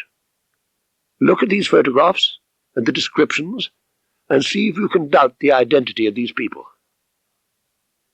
She glanced at them, and then looked up at us with the face of a desperate woman. "Mr. Holmes, this man had offered me marriage on condition that I could get a divorce from my husband. Now I see that I was never anything but a tool in his hands. Why should I preserve faith with him who never kept any with me? Why should I try to shield him from the consequences of his own wicked acts? Ask me what you like, and there is nothing which I shall hold back. One thing I swear to you, that when I wrote the letter, I never dreamt of any harm to the old gentleman who had been my kindest friend." "I entirely believe you, madam," said Sherlock Holmes. "The sending of this letter was suggested to you by Stapleton?" "He dictated it." "I presume that the reason he gave was that you would receive help from Sir Charles for the legal expenses connected with your divorce?" "Exactly." "And then, after you'd sent the letter, he dissuaded you from keeping the appointment?" "He told me that it would hurt his self-respect that any other man should find the money for such an object." "And then you heard nothing until you read the reports of the death in the paper?" "No." "And he made you swear to say nothing about your appointment with Sir Charles?" "He did. He said that the death was a very mysterious one, and that I should certainly be suspected if the facts came out." "Quite so. But you had your suspicions?" She hesitated. "I knew him. But if he had kept faith with me, I should always have done so with him." "I think that on the whole you've had a fortunate escape," said Sherlock Holmes. "You have had him in your power, and he knew it, and yet you are alive. It is probable that you will hear very shortly from us again." At 5:40 we were once more on the railway platform, waiting for the arrival of the express from town. "Our case becomes rounded off, and difficulty after difficulty thins away in front of us," said Holmes. "Even now we have no clear case against this very wily man, but I shall be very much surprised if it is not clear enough before we go to bed this night." The London express came roaring into the station. A small, wiry bulldog of a man had sprung from a first-class carriage, and we all three shook hands. "Anything good?" Lestrade asked. "The biggest thing for years," said Holmes. "I think we might have some dinner, and then, Lestrade, we will take the London fog out of your throat by giving you a breath of the pure night air of Dartmoor." One of Sherlock Holmes's defects, if one may call it a defect, was that he was exceedingly loath to communicate his full plans to any other person. At last we were about to make our final effort, and yet Holmes had said nothing. and I could only surmise what his course of action would be. A hired wagonette took us to a point on the moor near to the scene of action. It was then paid off, while we started to walk to Merripit House. "Are you armed, Lestrade?" asked Holmes. The little detective smiled. "As long as I have my trousers, I have a hip pocket, and as long as I have my hip pocket, I have something in it." "Good. My friend and I also ready for emergencies." "You're mighty close about this affair, Mr. Holmes. What's the game now?" "A waiting game." "My word, it doesn't seem a very cheerful place." The detective looked round him at the gloomy slopes of the hill and at the huge lake of fog which lay over the Grimpen Mire. "I see the lights of a house ahead of us." "That is Merripit House, and the end of our journey. I must request you to walk on tiptoe, and not to talk above a whisper." We moved cautiously along the track as if we were bound for the house, but Holmes halted us when we were about 200 yards from it. "This will do. These rocks upon the right make an admirable screen." "We're to wait here?" "Yes. We shall make our little ambush here. Get into this hollow, Lestrade. You have been inside the house, have you not, Watson? What are those latticed windows at this end?" "I think they're the kitchen windows." "And the one beyond, which shines so brightly?" "That's certainly the dining room." I've said that over the great Grimpen Mire there hung a dense white fog. The moon shone on it, and it looked like a great shimmering ice field. Holmes muttered impatiently as he watched its sluggish drift. "It's moving towards us, Watson." "Is that serious?" "Very serious indeed. The one thing upon earth which could have disarranged my plans. He can't be very long now. It is already 10 o'clock. Our success, and even his life, may depend upon his coming out before the fog is over the path." The night was clear and fine above us, but as we watched it, the fog wreaths came crawling round both corners of the house, and rolled slowly into one dense bank. Holmes struck his hand passionately upon the rock in front of us. "If he isn't out in a quarter of an hour, the path will be covered. We won't be able to see our hands in front of us." "Shall we move further back upon higher ground?" "Yes, I think it would be as well." So, as the fog bank flowed onwards, we fell back before it until we were half a mile from the house. "We are going too far," said Holmes. "We dare not take the chance of his being overtaken before he can reach us." He dropped on his knees and clapped his ear to the ground. "Thank heaven! I think that I hear him coming." Through the fog, as through a curtain, there stepped the man whom we were awaiting. He looked round him in surprise as he emerged into the clear, starlit night. Then he came swiftly along the path, passed close to where we lay, and went on up the long slope behind us. "Hist!" cried Holmes, and I heard the sharp click of a cocking pistol. "Look out! It's coming!" I saw his lips part in amazement. Lestrade gave a yell of terror. I sprang to my feet, my inert hand grasping my pistol, my mind paralyzed by the dreadful shape which had sprung out upon us. An enormous coal-black hound, but not such a hound as mortal eyes have ever seen. Fire burst from its open mouth. Its eyes glowed with a smouldering glare. Its muzzle and hackles and dewlap were outlined in flickering flame. With long bounds, the huge black creature was leaping down the track, following hard upon the footsteps of our friend. So paralyzed were we by the apparition that we allowed him to pass before we had recovered our nerve. Then Holmes and I both fired together, and the creature gave a hideous howl, which showed that one at least had hit him. He did not pause, however, but bounded onwards. But that cry of pain had blown all our fears to the winds. If he was vulnerable, he was mortal. In front of us, as we flew up the track, we heard scream after scream from Sir Henry, and the deep roar of the hound. I was in time to see the beast spring upon its victim, hurl him to the ground, and worry at his throat. but the next instant Holmes had emptied 5 barrels of his revolver into the creature's flank. With a last howl of agony and a vicious snap in the air, it rolled upon its back, 4 feet pawing furiously, and then fell limp upon its side. Sir Henry lay insensible where he had fallen. We tore away his collar and saw that there was no sign of a wound, and that the rescue had been in time. Lestrade thrust his brandy flask between the baronet's teeth, and soon 2 frightened eyes were looking up at us. My God! What was it? What in heaven's name was it? It's dead, whatever it is, said Holmes. We've laid the family ghost once and forever. In mere size and strength, it was a terrible creature which was lying stretched before us. It was not a pure bloodhound, and it was not a pure mastiff, but a combination of the two, and as large as a small lioness.